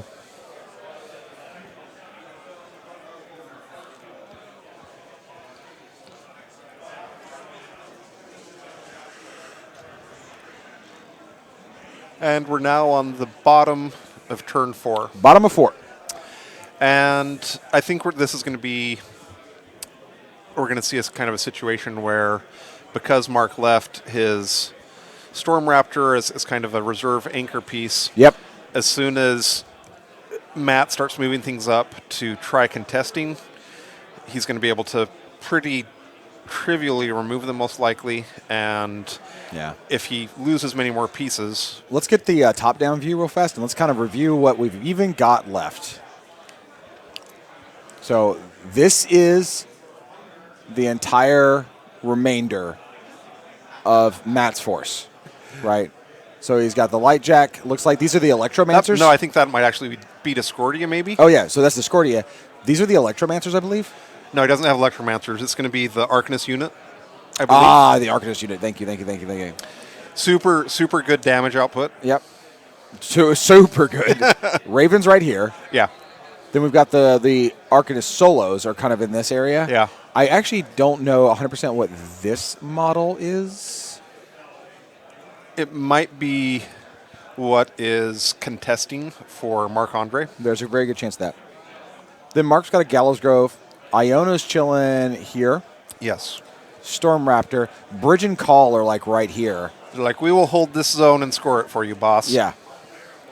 This is the Boil Master. Yes. So that is the cauldron there.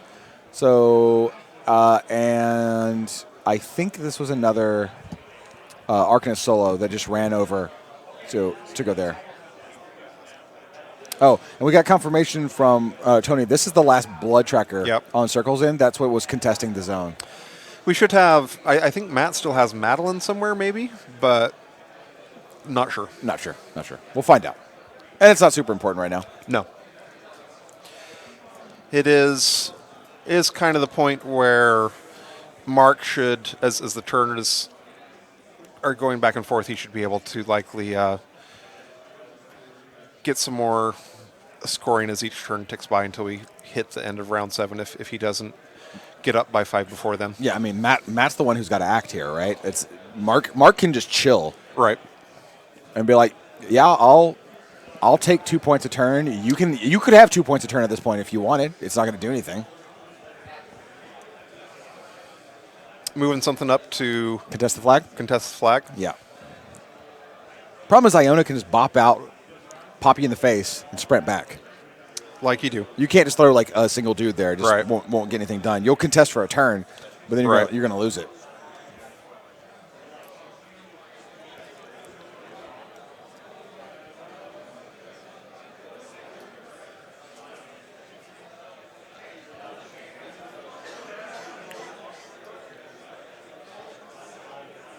Somebody asks, what is scoring Mark's circle zone? He has bridge and call Right, yeah. over in the circle zone at the bottom right.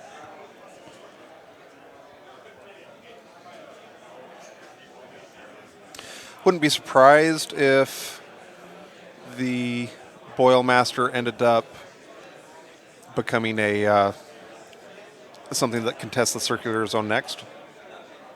He might also soon be getting to the point where the Raptor can actually be charging into that circular zone soon. And Yeah, you gotta be careful with Discordia there, right? Discordia will Yeah. punch you so hard, she'll smurf you up, so you can't get that going on.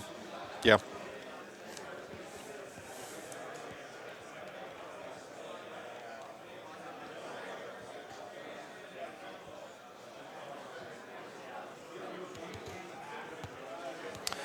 Oh wait, One of the. I'm thinking about Iona when she used to have sprint. She can't sprint naturally. She can't. No. She has to have an animus Okay, that's Dev that Brain. she doesn't have. That's in. Dev Brain. Sure. She used to have. I love that. She used to have sprint. Sure. She definitely had sprint. Definitely. She's literally sprinting on her model. I promise you, she had sprint.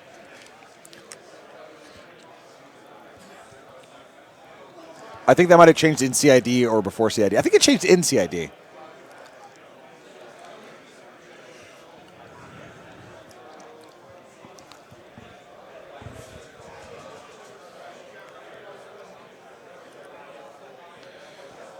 Twitch chat just confirmed that she had sprint at the beginning of CID. So, ha, Jay. Oh. I told you.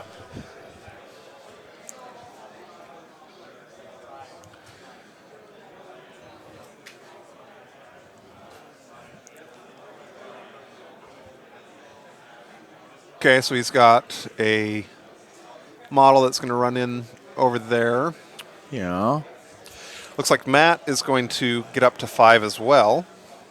The problem is that I think he's going to run out of pieces faster.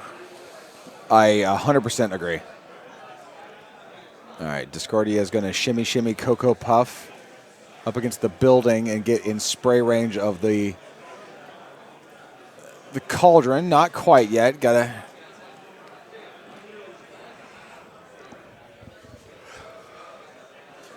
No? Staying well outside of it, I guess? Okay.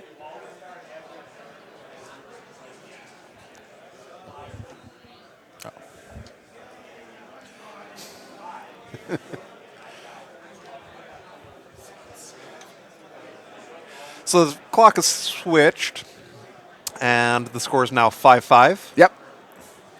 They think we're now Look, on they both have 15 minutes left. Right. The score is 5-5. Yes. It's round 5. If we didn't know any better, we'd be like, this is a super tied game. But we know that Mark has a. I mean, just looking Pretty at good it, it is. advantage. We're looking at it. It is a super tied game. Right. But Mark does have an advantage. Now, if Mark's dice fail him or he makes some poor decisions, he's going to completely lose Could the all game. change, It yeah. could all change.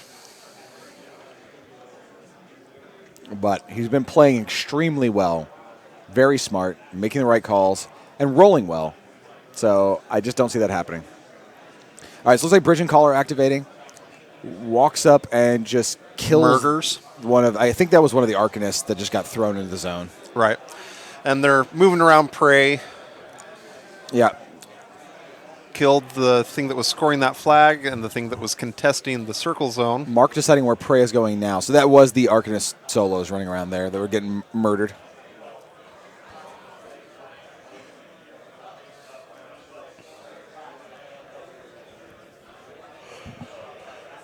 Moves prey to that model. I think it's likely another Arcanist. Yeah.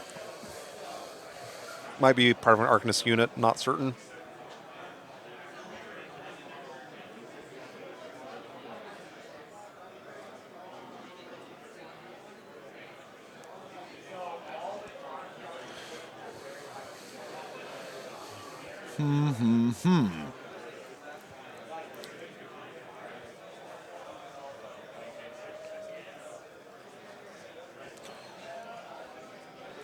Raptor's Okay. going and adjusting over, getting at the back arc of a model. Yeah.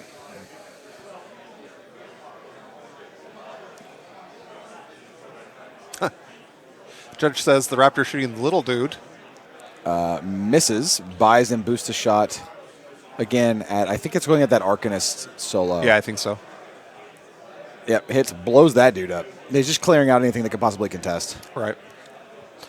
Well, that one was contesting at the time. Yeah. And so that's going to make it so that he's going to score 2 points. Not sure if he's going to get something into Matt's zone. It might be going up 2-1. Yeah. Looks like he repoed up a little bit just to be in a better position. Threaten a little bit more. Yeah, yeah.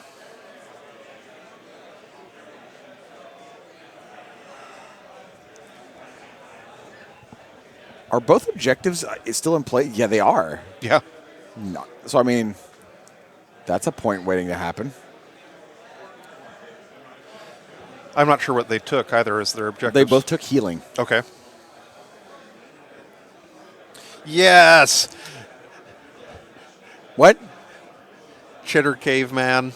Anyway, just to validate myself, I checked the PDF from week 1. No sprint. Don't listen, dude. Suck it, Hungerford. Absolutely Thank not. you, Chad. Yeah, I will go on the CID forums. I will change the PDF uploaded on there, and there will be sprint. Don't correct me. It sickens me.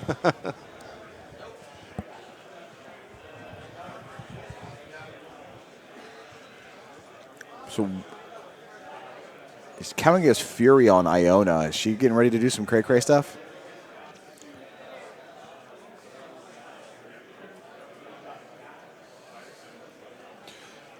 What did he say he was casting?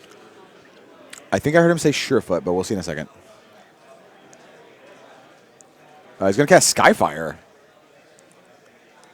And Surefoot. Skyfire and Surefoot's up. So he scores And flipped it. 2, going up to 7. And I think he did get one model there in contesting the zone. Yes. So he scores 2, getting 7. Matt Mark Waters should gets be 0. Mark should be 7. Matt should be 5. Yeah. Tony was wandering around, just talking to people, but I texted him. He said he's going to come. Oh, there we go. Thanks, Tony.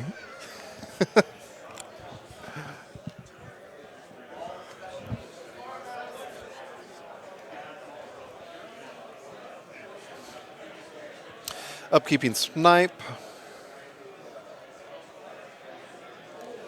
Somebody asked why Mark's zone didn't get scored last turn. Because I believe something got run into it. I think that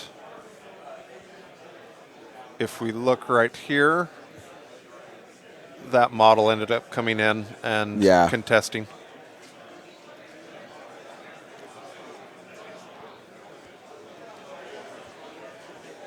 Sky Mall Rat says, "Where did Matt's army go? Where did both players' armies go? We are down to the bare Down nothing. to the nubbins. We're down to the nubbins, man. We've got Raven, Discordia, and a handful of Arcanists. One of the things that Matt has to be worried about too is that if he moves Discordia out from behind that building, Iona can potentially get a hunter's mark onto her. Yeah, but she's gonna get smurfed up. Then the Raptor's going to come in and just caw get some work done.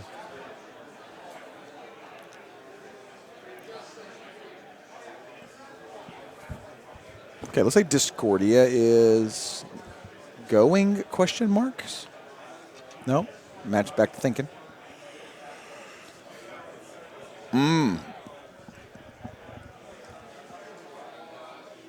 So I think that's an Empower going off? Yeah. Discordia's going to walk up and I believe he's going to spray both. Yep. Boosting to hit on the Gator Man. Got him. Not boosting to hit on the pot. Got it. And then it's going to boost damage on both, I'm sure. Tough check on the actual Gator Man. He did. Boosting on the pot. Yep, off 4. 6 damage. So it has, 4 left? 2 left. 2 or 2 left. I can't remember if we left that at 8 or 10. Let us check. Boilmaster is 10. Okay, So there's 10, 4 so left. 4 left. Okay. It is a big metal pot. It is. Looks like it got Now it is finished off, quite though. dead. I think that's probably a griffin Yeah. that has come in here. So we've got a griffin right here. It's going to be contesting there. I haven't noticed, but I don't think that he's gotten anything in over here. Nope. I think he's running out of things as well to score the 3 flags. So that's going to be a challenge for Matt. It is. And of course, casters don't contest, so got to deal with that too. It's true.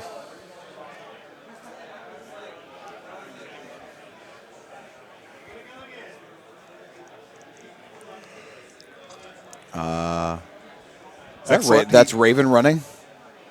I'm not sure. Yeah, I see a bunch of Looks folks. like it. Yeah, Raven just runs down to the flag. Nice.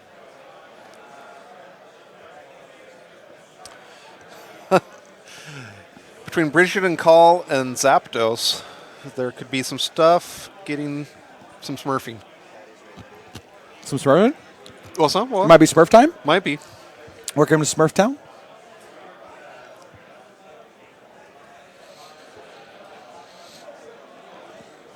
It is kind of. That's Madeline Corbeau, by the way. Oh, okay. So the score should be 7-8. Matt's at 7. Mark's at 8 as he scored 2 that turn, but Mark was still able to score 1 in his circular zone. Nothing got over there to contest. It is now top of round 6. 10 minutes left. Woo! That's plenty of time. For It's coming down to the white. We hear Matt say, "Time to find out if I die." You don't go for that assassination. If he had, honestly, if there was an angle to get on Discordia, I think that that's probably a Yeah. better play. You don't go for this assassination, do you? Right? No. All right. I mean, go And why for not?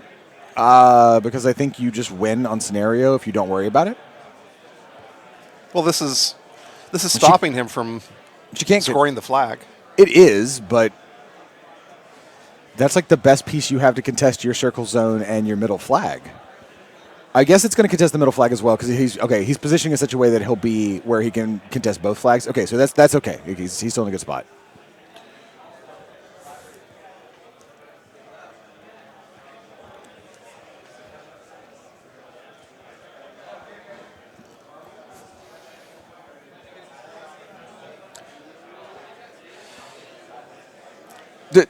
Did they just Our judge just said that there was issues with the Smurfing house and that he would replace it if it ended up mattering. It's dice +2, so this is hitting. Does 8 damage to Raven. She takes 3. 3. Boosting the next initial. Is she in Iona? Is that thing in Iona's control range? Yeah, I think so. Okay. So Turns out a 14-inch control range on all circle casters is really big. yeah, turns out. So did a little bit of damage, boosting to hit again with the next initial. And one of my bigger concerns is if he fails this assassination run and if he loads up the Storm Raptor, then Storm Raptor, Iona's ready to go. which it looks like he realized and pulled back the Fury and did not opt to load up the Storm Raptor. All right, Raven survived. Building being put back in place.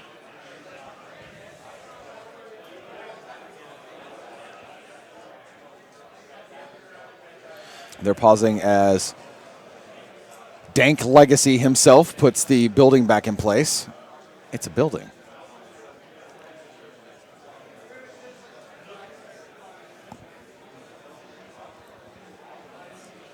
So Iona's activating, dropping 3 Fury. Dropping 2 Fury. Dropping 2 Fury. Running She's to the gonna middle flag. Run to the middle flag. Interesting. Okay, bridge and call are going to go. Going to walk up. Looks like they are staying inside the zone, though.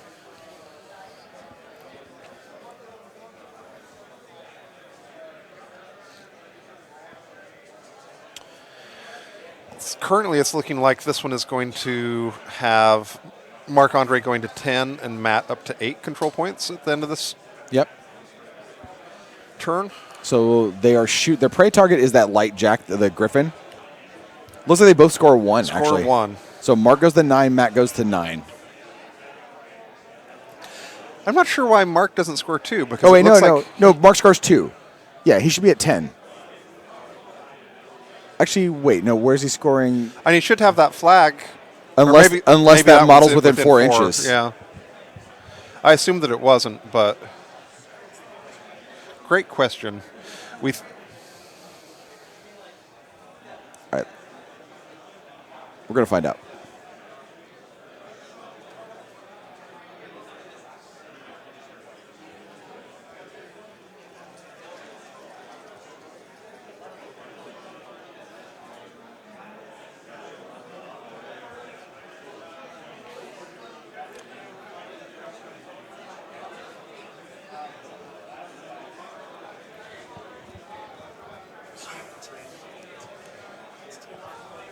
Yep. Okay, so looks like that's correct that Marc-Andre is going to be at 10 points. Okay, and there was a discussion about intent of where something was being placed whenever the shots were being taken at the jack, and a little correction happened, and the players both agreed on what they were doing, and the bridge and call movement got corrected to what they had said, but not everything had been measured to match the intent that the players had agreed upon. So, done. Okay. The score is 10-8. And it is what, bottom of 7? No, bottom of 6. Bottom of 6. I don't know why that changed to a 7. Stuff happens sometimes. Sometimes stuff happens. We got one more round after this. If they make it, they don't have much time left. Yeah, this'll. I think this will end up going to there if there's not a caster kill. I mean, what are the chances that Iona's dead now that she ran up in the middle of the board? Very low. Yeah, I agree. She got Surefoot on her.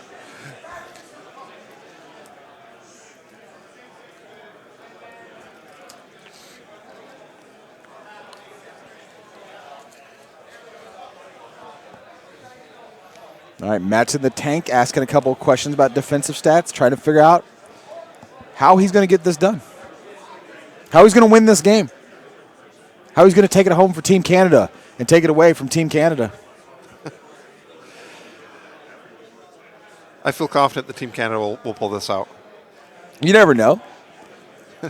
What if JVM comes out of nowhere, like wearing an American Eagle shirt and like a giant Star Spangled Banner, and just elbow drops through the table, screams Detroit, Michigan, boots that Storm Raptor into the rafters of this hotel, throws down a sign that says Smurf happens, and just runs out. And that sounds like something Jake would do. Yeah. The tanking continues. Yeah, I think he's trying to figure out if there's anything that he can do in this situation. I don't know that there is.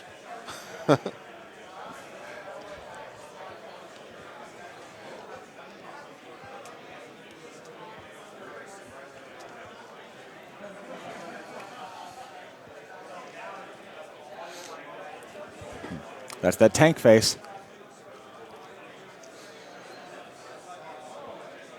I think he needs to be stroking his beard while doing this. To Yeah, get, absolutely, absolutely. max effect. We still got a whole nother round after this, right? Oh, yeah. You just do some stuff. Doesn't matter what you do. Just do some stuff. Yeah. Just kill the bird in melee with Raven. Who cares? As you do.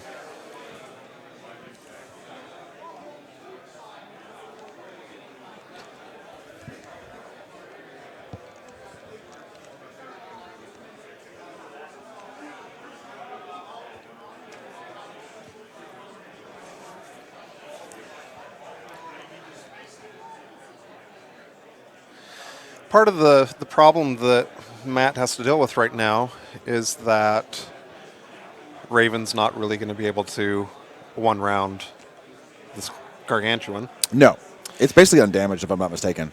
And so if he doesn't kill it, then it's just going to have another round to kill him. Yeah. And so what does he do to try to fix that issue? And there aren't really any good answers to that right now. No, what you do is you run Raven, take the free strike, and run her into Iona. You have Madeline walk up, contest the flag, parlay, and hope for the best. Parlay and then just die to the Yeah. You have no other options. gargantuan. That you have no other like, what else are you going to do? You have to hope you survive for a turn. Use the focus mechanic to soak it up. I'd maybe say maybe you spend 4 of your focus. I think you have to go all in at this point because you're not winning any other way.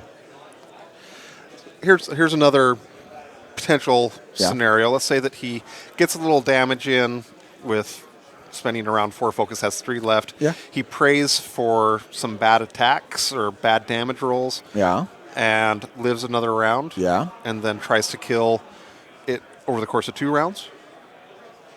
It doesn't seem likely, but what is killing it over 2 rounds? You've only got this turn and next turn left. right at that point, you try to score some stuff this round and then finish out the scoring next round. And yeah, I don't think killing I see what you're saying. I don't think you're wrong. I think there are both ways you can go, right? You're just looking at like the best of the bad options at this point. Yeah. I think if it was me, I'm in pure Hail Mary mode. Yeah, but what is right? I guess so. I don't know. I mean, it seems like you're like, if you don't die to a free strike, you're likely to die. Oh, absolutely. That I don't see how you don't just die the next round. But I mean, I guess that's the same situation in my plan of trying to 2-round it. Yeah, that's what I'm saying. It's kind of goes both ways. It's just, if you're going to take that risk, what are you trying to set up for on the following turn?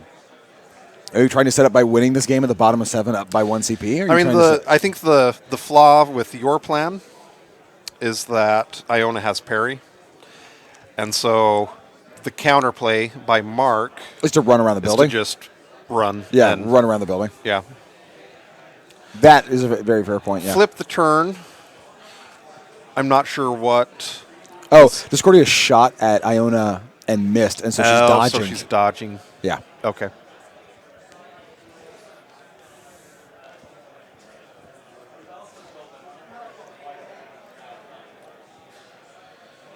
I think Matt started his turn at around just over 10 minutes. Yeah. Now, see, I will admit part of my thing is I play a lot of Barnabas, too. Yeah, you don't say. And so when things go a certain way, I'm like, well, you know what the plan is. I'm just going to run at you and see what happens. I've been doing a little running at people with Amadamos this weekend. Yeah. It's gone pretty well. It's been kind of fun. Yeah. I got to live the Flashing Blade dream. Oh, we killed like 11 models? I killed a Wold Warden, a Megalith, a Gallows Grove, and a Sentry Stone. In one activation? In one activation. My God. Well, was left camping 2. Remember what you did to Haley? Whoa. I'm just saying, man. This is on you when it happens. I'm sorry, Infernals players.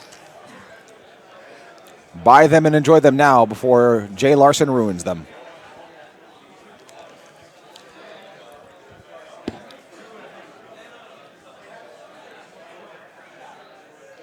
Looks like there is some running going on. Yep, taking a free Going turn. over to the zone. Or not.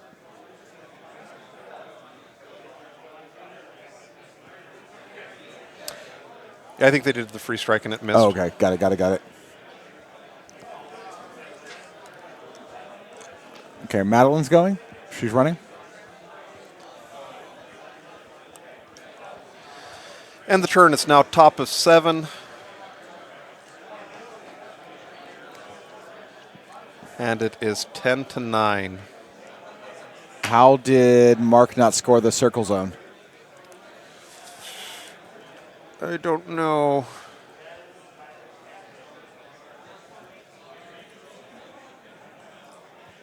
Oh, that Griffin, Oh, there's a Griffin. Okay, that's what it was.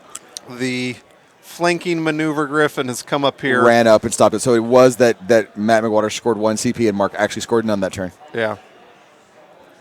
And looks like Discordia got into contest range of the middle flag. Okay. You can kind of see Discordia. I will I'll tell us straight here. You can see Discordia's shoulder pads Peekaboo. sticking right there. Done that flag.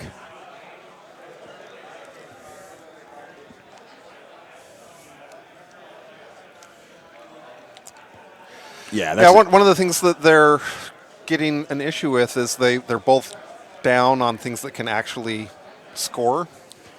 well, this is Mark's last turn, period. Yes. And you know what? This is kind of turning out to be pretty dang close, right? Yeah, it is. Just remember at the end that you voted for Mark and I voted for Matt, so. Well, we know that I'm bad luck, so I'm sorry, Mark. Okay, Raptor is going to shimmy up.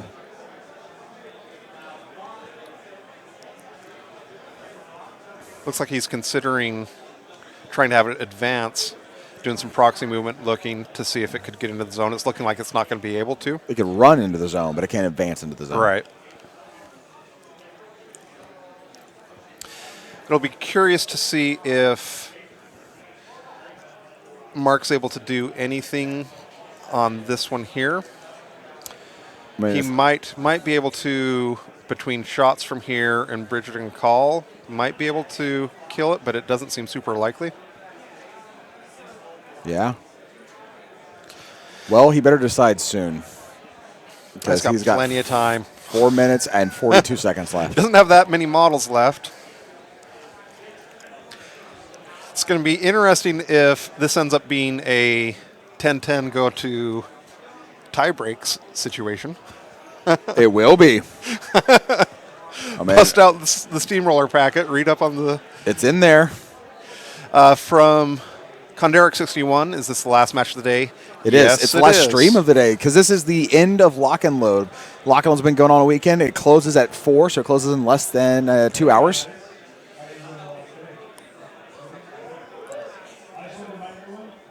I do kind of expect Iona here for her to likely end up running down here, and that'll end up scoring a point. Yeah. And lost and found is up by us where you catching your points.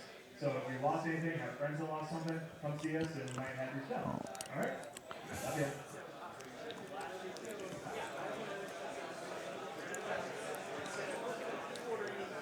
Mark was just doing in his head the math. What happens if he was going through what Matt's turn could be to end the game where he would be 12 to Mark's 11. Mark would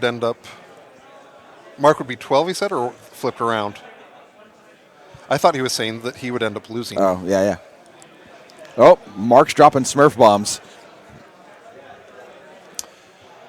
The tension's on. You can see it. I think that Mark's actually, he realized that he's potentially in a scenario disadvantage, and so he feels like he has to get some stuff done, and I think that there's a really good chance that he's going to actually end up clocking out.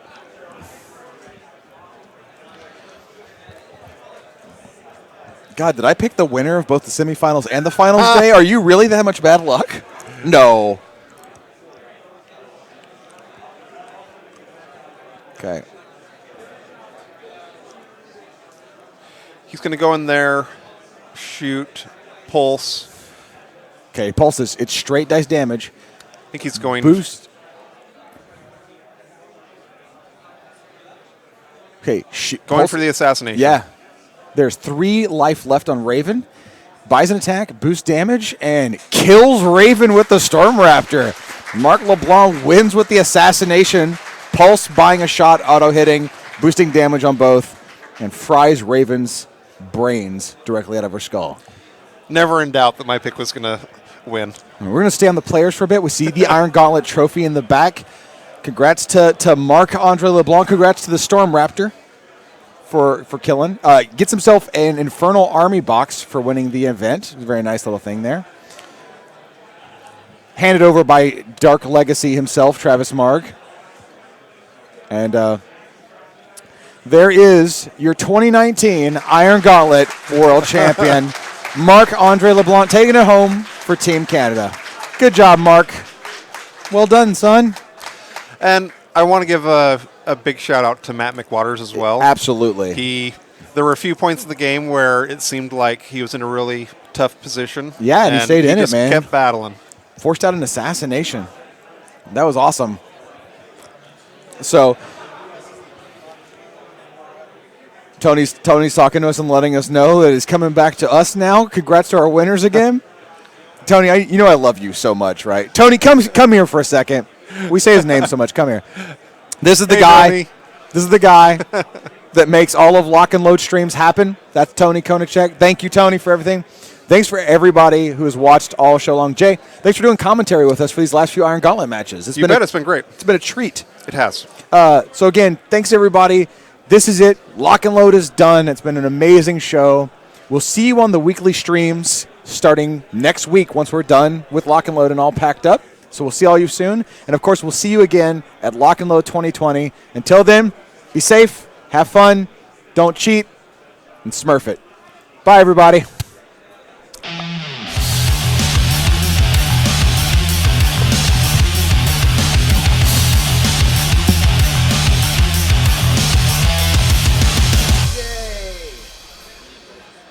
We did the thing, and that ended in a...